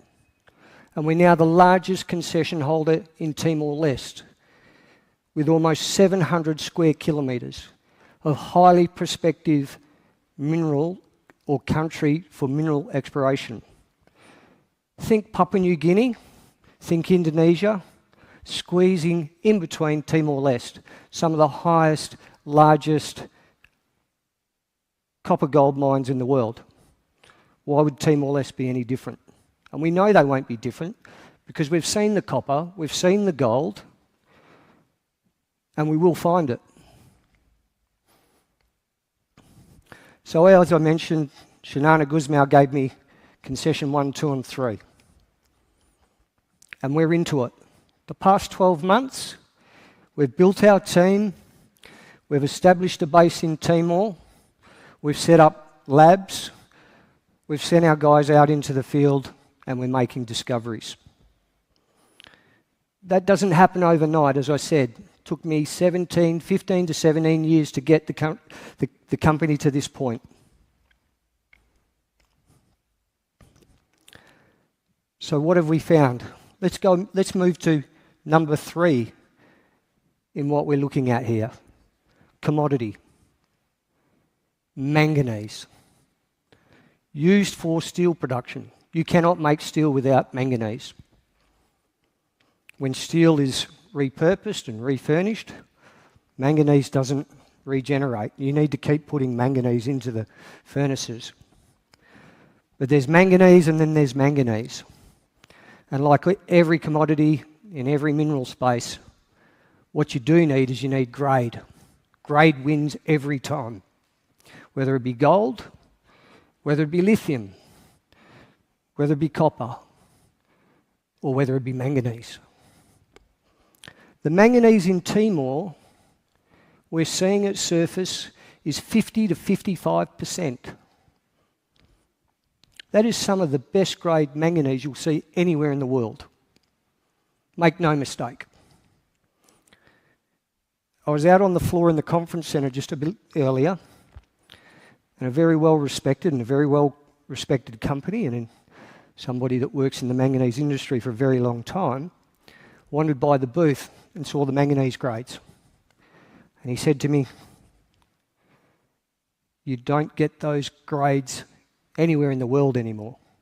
And I said, "You do in Timor." So we'll keep talking as we move our projects forward, and he may assist me in getting this manganese to market. But that's the other critical part about manganese. It's a bulk commodity. You need to get it to market. How do we do that?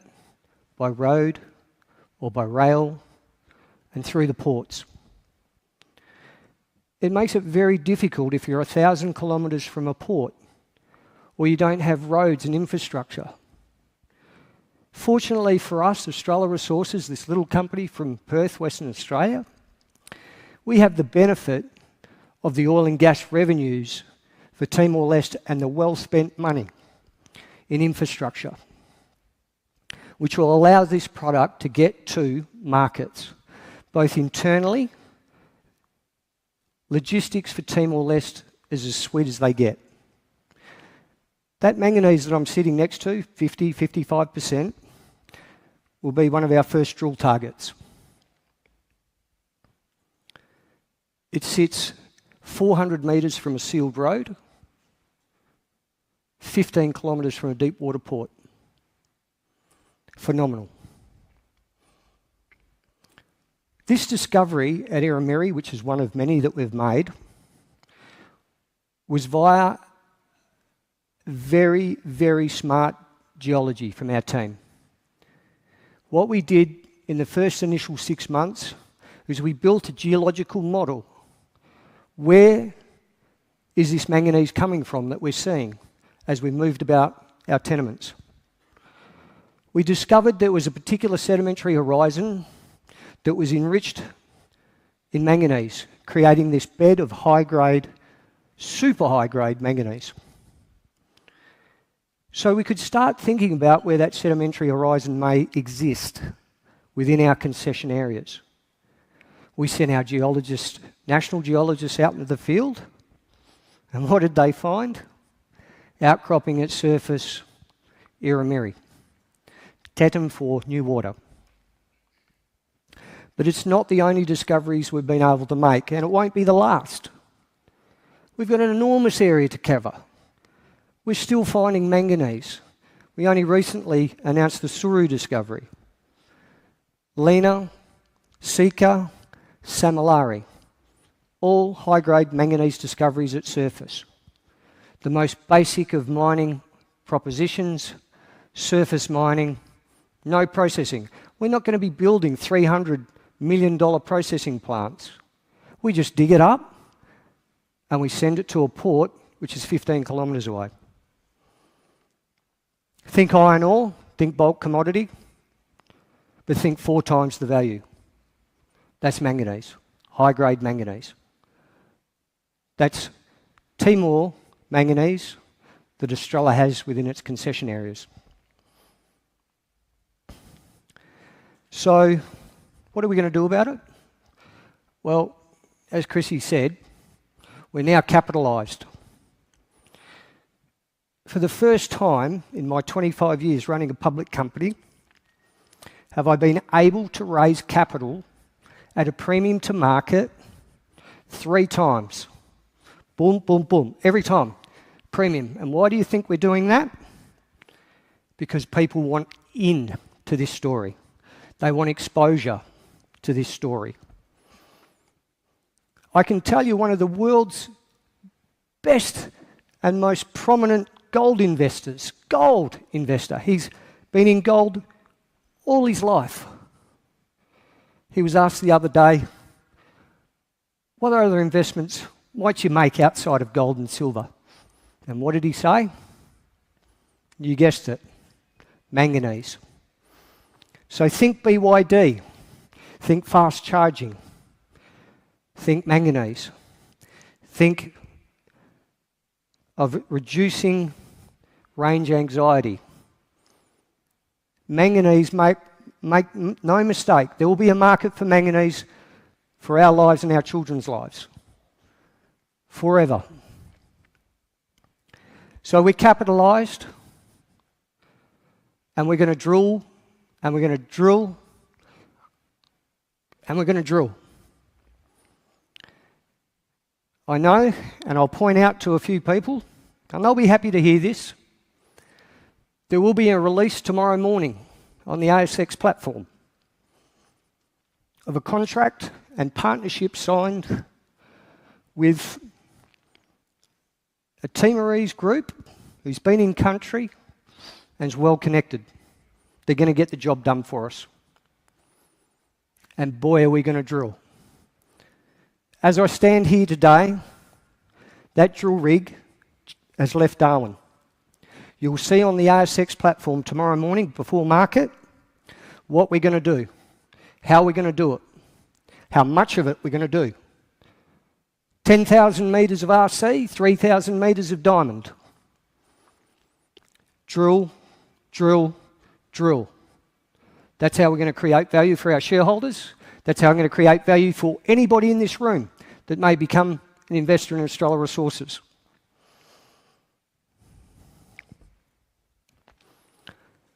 So as I mentioned, infrastructure proximity to market, 15 kilometres from the Port of Com, deep water port, fully bitumised road, all the way, across the top of the country.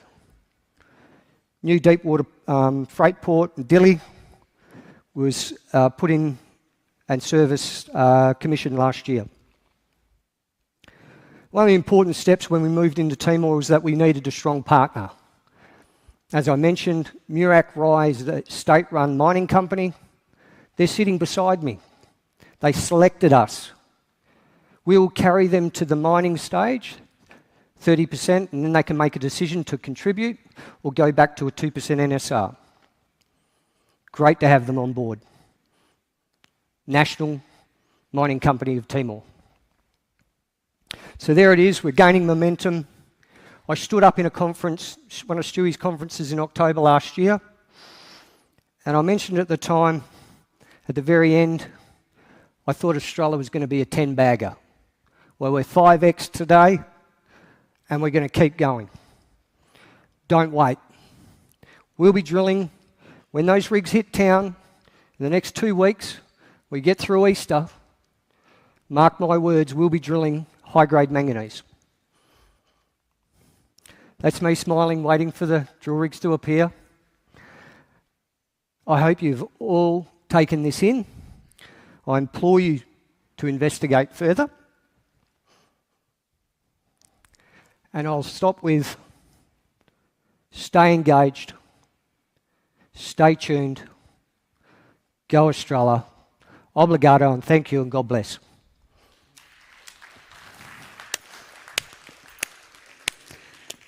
Jeff, you're going to end on a kick-ass presentation. That is the one to end on, isn't it? Australia, we have a lot of range anxiety in Australia with batteries, so there's the odd 24 million of us that will be pleased with that one if we're going to go into an EV. Team, you'll see on your program in front of you that we should have had one more presentation right now by the fantastic Grayston Bhaskaran, Director, Critical Mineral Security Program, the Centre for Strategic and International Studies. Unfortunately, she's been unable to make it here. She was planning on being here.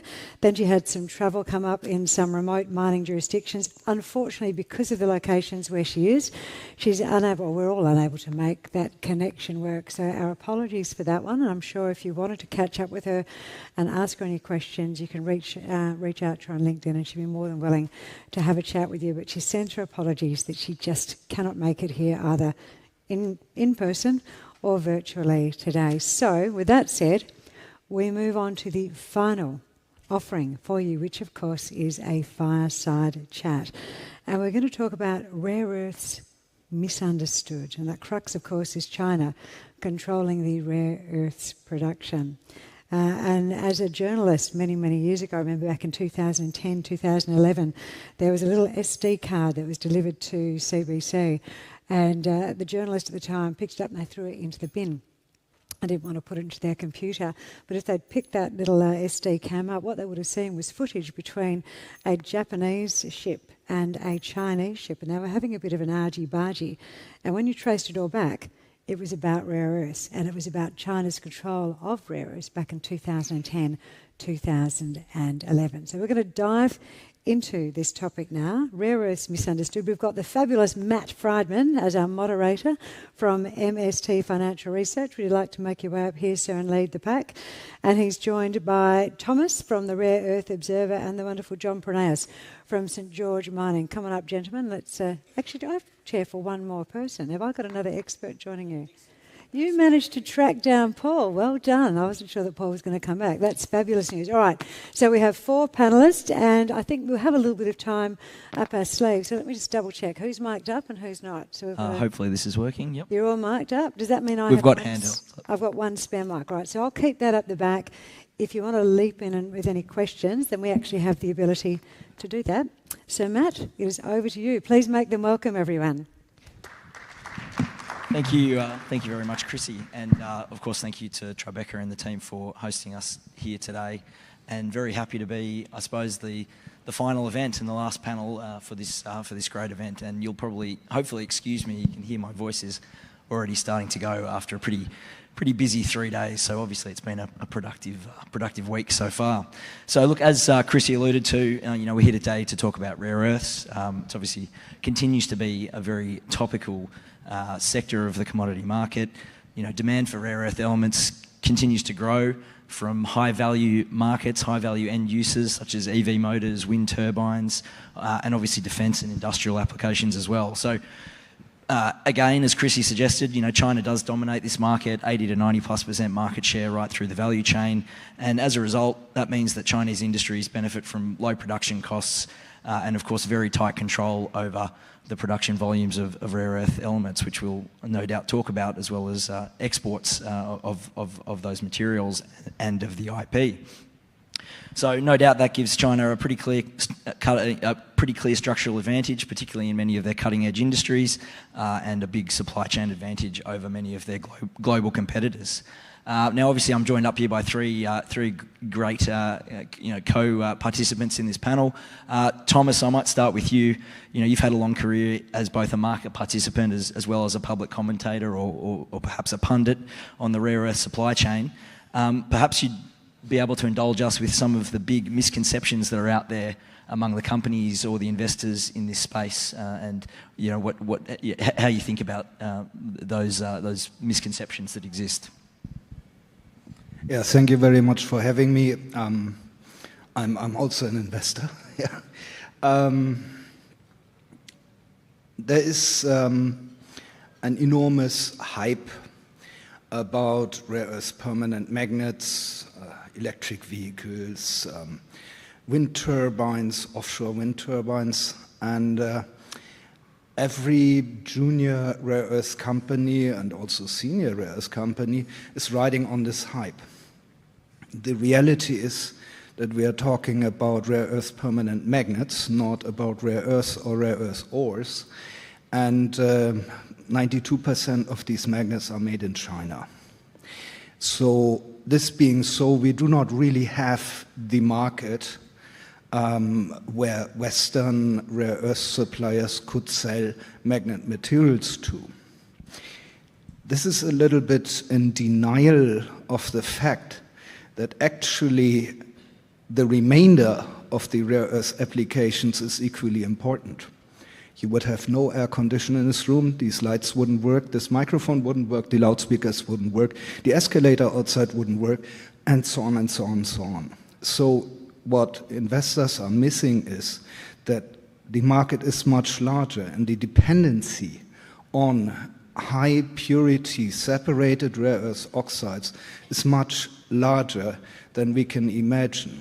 The overall economic impact of separated rare earth oxides can be about direct impact about 10% of world GDP. And then, you have the investors being guided to two rare earth products, neodymium, praseodymium, or NdPr, and for a magnet market that doesn't exist in the West as yet. There are some who are building up, but this will be a really small market. So if a rare earth hopeful comes to you and says, I'm going to produce 4,000 tons of NdPr, you'd say, wonderful, please tell me where you sell them. Thank you. Fantastic. No, thanks for that, Thomas. And I guess it leads us, I suppose, into our next discussion point, which I'll ask all of the co-panelists to comment on in their own way. But I might start with you, John. But I guess the broad question that I'm looking to answer, having established that Chinese magnet making is 90+% of the market, yet there's such pervasive key enabling pieces of technology, 10% of GDP, as you suggested, Thomas. The question is, how crucial is it to diversify away from that Chinese supply chain? How important are these pushes from governments and companies outside of China to actually achieve a magnet value chain that exists outside of China? Should governments intervene, or should we be letting free market forces prevail?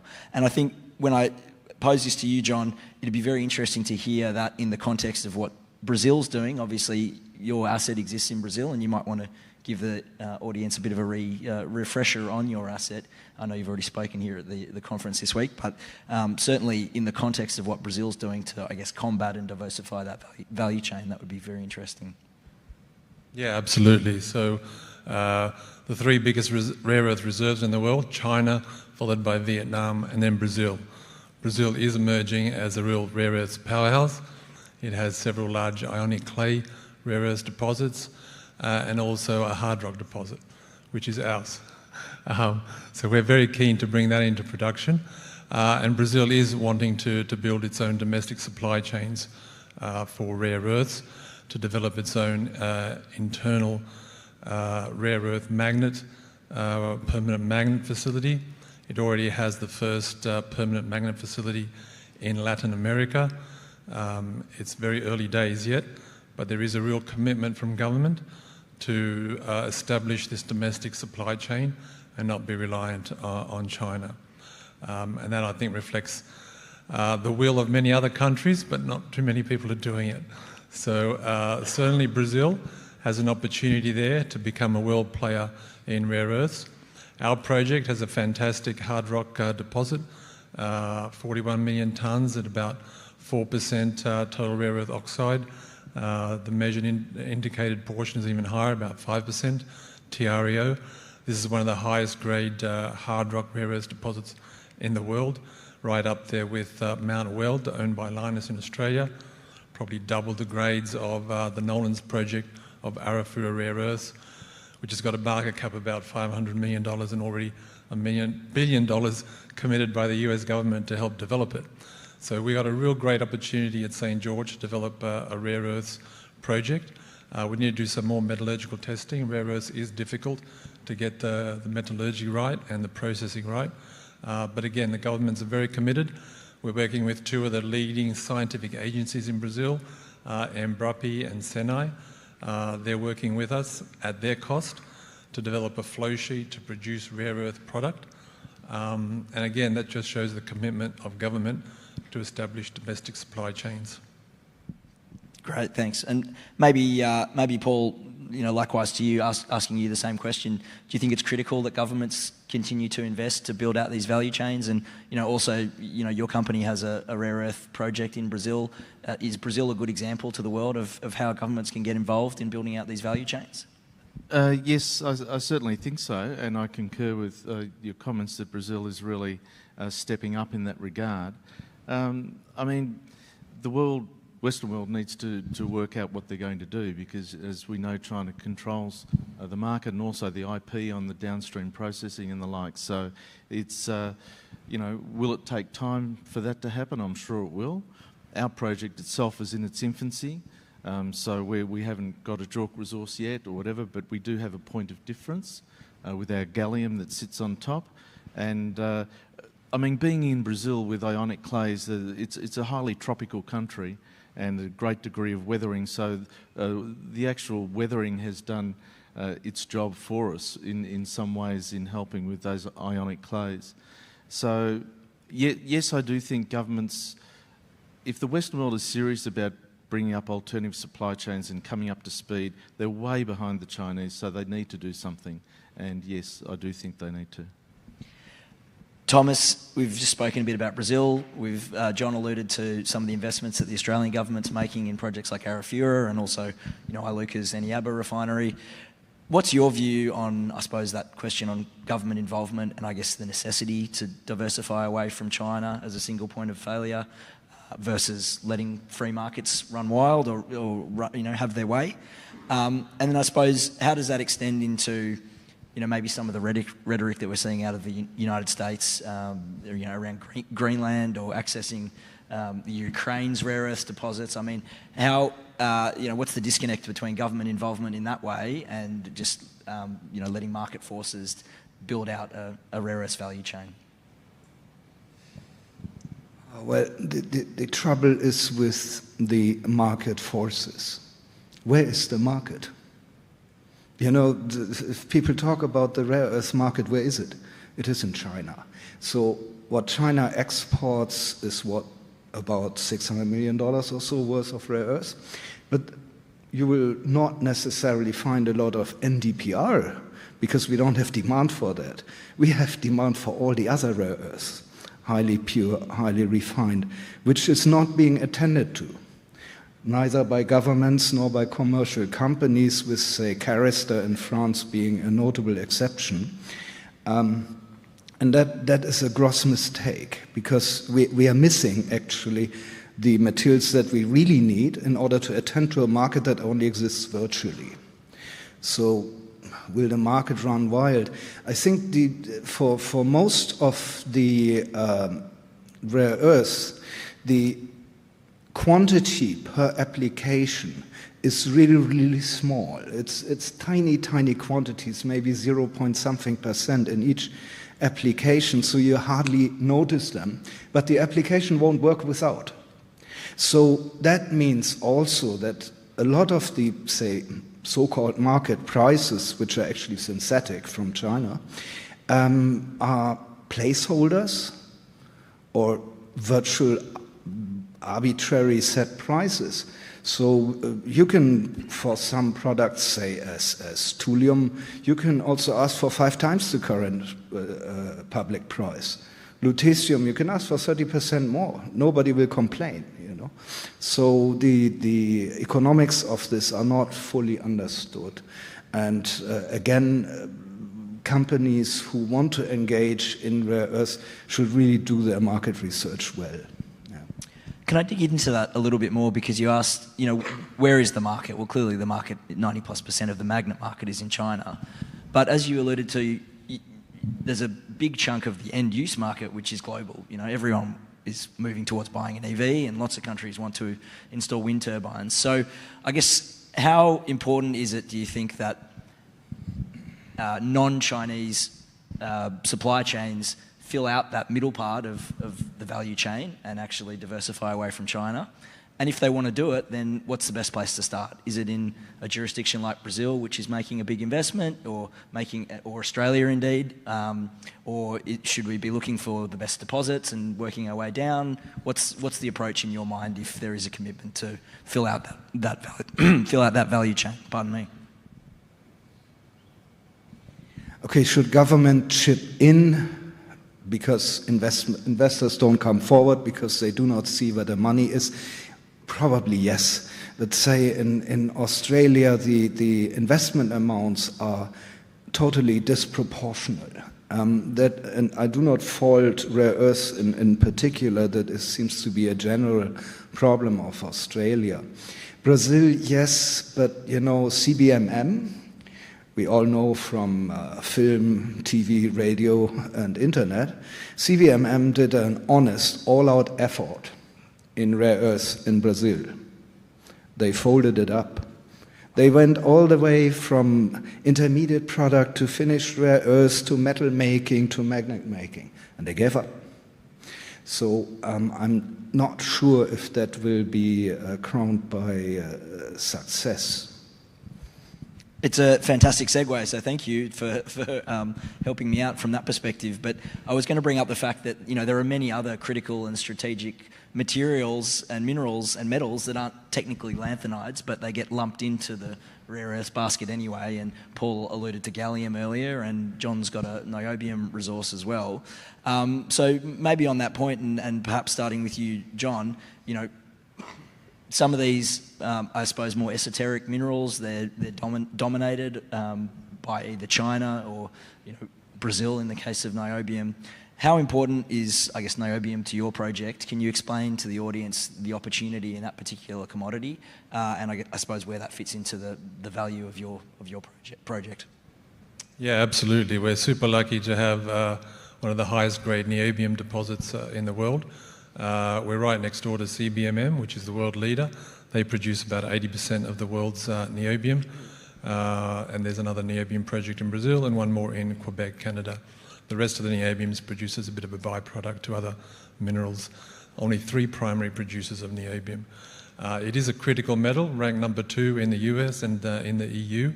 And there's only very restricted supply. So we're already, since acquiring the project early this year, getting end users approaching us. We'd love another source of supply. Can we help you develop this project? So niobium, very, very important. The beauty of niobium, it's very easy to produce. It's a simple flotation process, so not complicated like rare earths. Very simple flotation process. So that's very important for our project, because we know we can guarantee production of a commercial sale product. Our next door neighbours with similar mineralisation have been doing it for 50 years. The margins are phenomenal in niobium. So as a niobium project alone, it's going to be very, very feasible and very, very profitable. We're lucky enough to also have, in the same position, high-grade rare earths. As I mentioned before, we announced our JORC resource just 2 days ago, 41 million tonnes at over 4% TREO. Very impressive scale and grade. We need to work out exactly how to monetize that. As Tom has said, CBMM, our next door neighbour, had a look at monetising their rare earths. They have similar mineralisation, the high-grade niobium and the high-grade rare earths. They did that project about 10 years ago and they gave up. The margins were just not good enough on the rare earths. The margins on the niobium are phenomenal, and they just thought it was a waste of time to try and make a few percent profit on the rare earths. We think we might have a better chance of doing on the rare earths, making that a viable project as well. It's not essential to the success of our project overall because the niobium is so profitable on its own, but we think we've got a great chance to add another revenue stream with the rare earths. We've got to go through the network. The Brazilian government scientific agencies are helping us with our metallurgical studies. We've already had approaches from Chinese producers wanting to help us come up with a flow sheet as well. So there's a very good chance we'll come up with something that can work on that front as well. Yeah, fantastic. And maybe, Paul, a similar question. I mean, you guys have different geology, different mineralisation to John's deposit in St George, but similarly, as you alluded to, you've got an opportunity there with gallium. Can you talk about that and how that could be important to the economics of the project? Sure thing. Our resource, not quite a JORC resource yet, it's in its infancy compared to the others. Let's face it, we've only had 9 months of drilling, and realistically it was only post-December when we recognised we had quite a good dispersion of gallium, and then following the Chinese decision to limit exports to the States, we went back and re-assayed and found that it was very broadly covered across all of our tenements, or certainly Area A. That's 35 square kilometres, and it's from surface. And we then went and did a bit of research on previous mines. There were very few standalone mines in gallium. One in the States finished in 2000, which I think was around about 100, 120 grams per tonne. And a lot of the rest of the gallium comes from byproducts or China, and China has control 98% of the market. And the comment I would say is that the level of interest that we've had from this conference, from Asian players who are interested in the gallium and purely mining the gallium, was the initial conversations.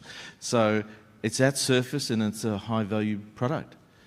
Paul, can you remind myself and the audience what the gallium price is today, give or take? $250,000 US per tonne. And John, the niobium price? Is about $40,000 a tonne. So quite attractive. Very attractive when you look at the cost bases, yep. Yeah, fantastic. So to Tom's point, you need a point of difference. You just can't have rare earth too product much stream. NdPr. Yeah, fantastic. And look, we alluded to it earlier about the, I guess, opacity or synthetic nature of pricing.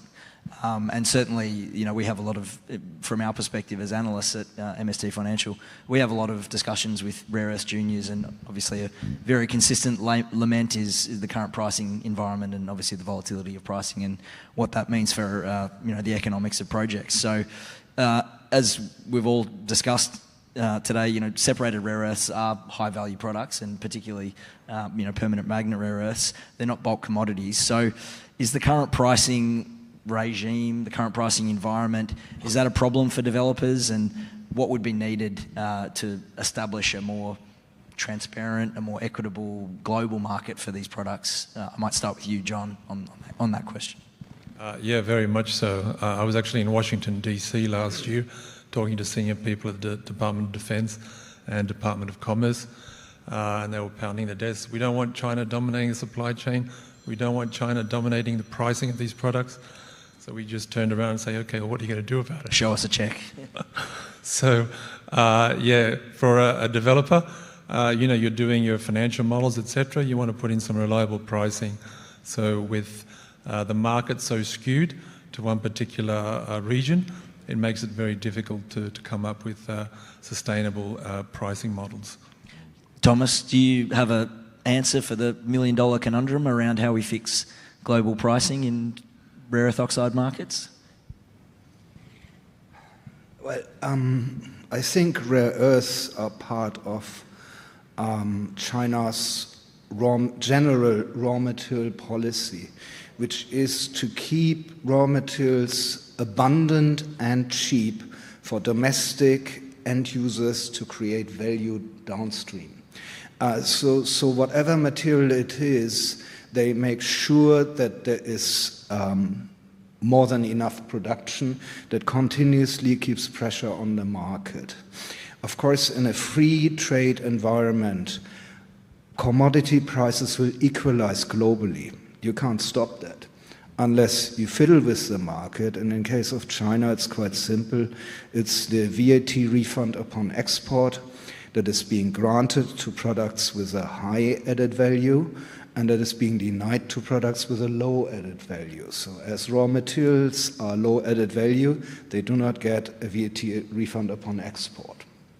So in rare earths, it means a rare earth user inside China will have in-out VAT, but the customer outside China, he will have to pay the Chinese VAT because it's simply not refunded upon export from China. So in terms of Chinese prices, no matter if these Chinese prices are applied by a Chinese exporter or by a foreign company who refers to Chinese prices, you know, ex-China users have a 13% disadvantaged cost base in whatever they make from these rare earths. So in terms of pricing, I think if you go to junior miners in any product, they will always say, oh, if the price was higher, then, you know, we would be profitable. Simple truth is, if we talk particularly about the magnet rare earths, that if, let us say, the prices triple, you will see the demand evaporate. Because there were wind turbines before the NdFeB magnets, you know, that wasn't the Stone Age. Yeah, the electric vehicles, we have perfect alternatives for the engines of electric vehicles. They are just not, you know, 400 horsepower, they're only 200 horsepower. So they give you a little bit less reach on the same battery charge, but otherwise perfectly workable. So you would see probably a substantial part of the market evaporate if magnet rare earth prices and subsequently the magnet prices would double or triple. Yeah. So, and that is 90% of the market in terms of value. Sure. I guess one of the other levers that the Chinese market uses to, at least in the short term, to put downward or upward pressure on price is their production quotas relative to their production capacity. Thomas, do you have a view on the upcoming round of production quotas in the Chinese market? And I suppose what's the long-term game with Chinese build-out of capacity relative to their production quota utilisation? About 1/3 of China's rare earth oxide output bases on imported raw materials. Imported raw materials were not subject to quota, and so also the downstream rare earth oxides produced from the imported products were not subject to quota, which kind of put a little bit of pressure on the market. Yeah. So this is now being changed. There is new regulation in the pipeline that will also put the materials, the rare earth oxides, under quota, which base on imported raw materials. So there will be full control on the quantities that are being produced. And they now have to be really, really careful when they design the quota that they do not miss anything, because if they do, then there may be a little bit of a market upset. Yeah, so I don't think that the quota will come out before June. Yeah, meanwhile, everything goes on as before. So probably it will lead to much more price stability. It will lead also to reduced China exports of, for example, rare earth oxides or rare earth metals. So Japan is already bracing for it, because face it, outside China there is only one mature rare earth market, that is Japan. All the rest of us are amateurs. So Japan realized that this may happen, so they are already indicating to China, we are going to mine Minami Torishima, we are going to pump up this mud from 6,000 meters high and suck the rare earth out of it, which will be extremely costly. The capex are enormous, and Japan is not a low-cost producer, but it's simply to have the molecules. And that is the same reason why, say, a country like the US or Brazil or maybe the European Union may want to have a base load of rare earth production, no matter if it is competitive against Chinese prices or not, because the issue is not cheap or not, the issue is having the molecules or not in a situation like we are going to face. Sounds like it might be a little bit easier to source molecules from Brazil or Australia than pumping them from the ocean floor, but what do I know? I might turn to you, Paul. Obviously over the last 3 days, the audience has heard from a lot of small companies on the ASX, and you're part of a relatively small company in Axel. Rare earths is a complicated market, and often that's hard for small companies to convey to an investor audience. What sort of responses have you got from your investor base around your project? And I suppose, what are the knowledge gaps that are out there in the market around rare earths? Well, what are the conversations that you're regularly having with your shareholders? Well, I think everyone needs to listen to Thomas and and get a better understanding of it, because the entry level, I would say, is very low, and the understanding of the the pricing and the incentive prices to get a mine up going, is that actually going to be achievable, as Thomas mentioned, making some of the the engines for the wind turbines uneconomic, So I think there's not a lot of good information that's readily available for investors, and I think they find that very hard in that regard. We've only got a couple of minutes left, so I might do the perhaps slightly cliche thing and get you all to get out your pricing crystal ball.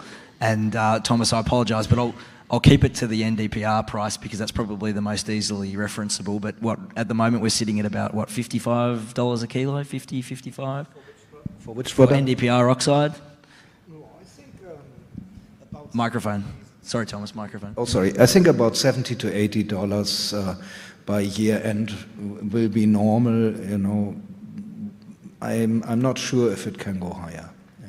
2030, does that look any different, or 70, 80, that's the right sort of a range in a balanced kind of a market? If we look further out. Whatever I say. I'm putting you under pressure. Listen to me and do the opposite. You know? Write it down. John, do you have a view? Maybe, as I say, maybe get the crystal ball out and look sort of 5 years ahead? Yeah, very difficult to predict with all the geopolitical tensions going on at the moment. We saw with the niobium price last month, the typical price is $40 a kilo, and in Shanghai it jumped up to $80 a kilo. So difficult to predict, but I'm expecting it will be much stronger, possibly up to $100. And Paul? I'll take the median between those two ranges, between 70 to 100. I think that might be the best answer. Well, certainly that's a more supportive price environment than what we've got today. So I'm sure a lot of junior producers would be quite happy if that was the outcome. Yeah. So I think that probably about does it. I'm not sure. Chrissy's probably ducked off. I think it's obviously been a long day. Oh, no, there you are, Chrissy. So thank you very much to my co-panellists. It's been very insightful, and I've certainly learned a lot. And again, thank you to the team at Tribeca and the Future Facing Commodities Conference for having us. Thank you very much, Matt. Thanks, panel. That was brilliant. And I'm glad that you managed to get on the end there, Paul, as well. Some of your insights were very, very good. Very on par. Thanks, team. Do you believe it or not? You must not go and get a better seat. We'll leave the stage to you. I know, but it'll only be temporary because we're going to move out of here and we're going to go enjoy our conference cocktails just to close up. But before you all leave the room, I just want to point out a couple of things because it's been an absolutely extraordinary couple of days that we have sat in this room. We've sat shoulder to shoulder, not quite shoulder to shoulder, but we certainly sat here with a common goal. And we have... I don't know, we've taken in, I think there's more than 50 presentations. We've unpacked everything from decarbonisation, there was ESG, capital strategies, global race for battery minerals. And I know, when I'm watching it, especially the guys at the back here, that I wasn't the only one scribbling down notes or popping things into my computer. There were some really insightful presentations and some really commanding ones. And when I don't hit my bell at the 2-minute mark, you know that they've commanded my attention. So that happened to me on a couple of occasions. So well done to those guys. There was a real sense when you look across LinkedIn and also the news channels that this conference was indeed a game changer, and that was thanks in part to all of you as investors, those of you who are at home as well. We had some fantastic multi-billion-dollar companies presenting here over the last few days, which we're so impressed to have on board, so thank you to them for being on board, and our smaller companies as well. As we heard, at the end there, Mr. Dawes was saying, if only we'd invested in him back in October, if only. But there's always next year. There's always next year. I wanted also to say a big thank you to our AV team at the back. If you can give them a round of applause. And the lady in pink who's running around making sure we're all doing the right thing that we should do, that is the fabulous Sharon. Sharon, thank you so much. Couldn't have done that without you, Shaz. We are what we are because of you, so thank you very much. We also need to thank our team at the front, our front of house team, because they've made sure you're all organised, you've got your parking passes, you've got the bits and pieces that you need. So if you can clap really loudly so they can hear, that would be wonderful. And our co-founders, I would have asked Gloria up here, but I know for a fact because I raced through the exhibition hall that she's still out there at the moment organising meetings and deals and working. Scott, did you make it back in to the room down the back? You don't usually sit at the back. Thank you so much for having the vision with the team to bring this to life once again. Thank you very much, sir. And I'd like to say a big hello to our spiritual leader who's at home back in Perth in our head office, keeping things running, Stewie McDonald. Thank you very much, sir. And there's been a couple of occasions, Stewie, over the last few days when I have gone to speak to a certain gentleman that's been organising things in your absence and gone to say, Stew. So I think we will give the last word to your alter ego here on the ground, AJ. Would you like to come up, please, sir? Would you make AJ very welcome, everyone? Thank you. Thanks, Chrissy. Very well said. So last word from me, after 2.5 incredible days, from all of us here at Resource Connect Asia and Vertical Events, I just wanted to say a big thank you, firstly to all of you, our investors, our delegates. This wouldn't happen without you, so we're here because of you, and hopefully you found this valuable. To our fantastic exhibitors and sponsors, great support from you as always. Special shout out to Scott and the Tribeca team for putting together a wonderful program, and we really value the partnership that we have with you. I need to say a big thank you to Christina Morrissey, the best MC in the business. She's kept you entertained, so a big round of applause for Chrissy, please. And it is. And I just echo your comments then. My team, massive, massive thank you to all of you. Sharon, Jeremy, all of the AV team, Marcus running around, fantastic job. The team out on the desk, Di, I can see you at the back there, big thank you, big thank you. So for all the team, massive, massive appreciation to you all. And I'll say it privately, but I'll say it publicly as well. So the best team in the business. Thank you all for your support, and that's the wrap. Thank you. Thank you.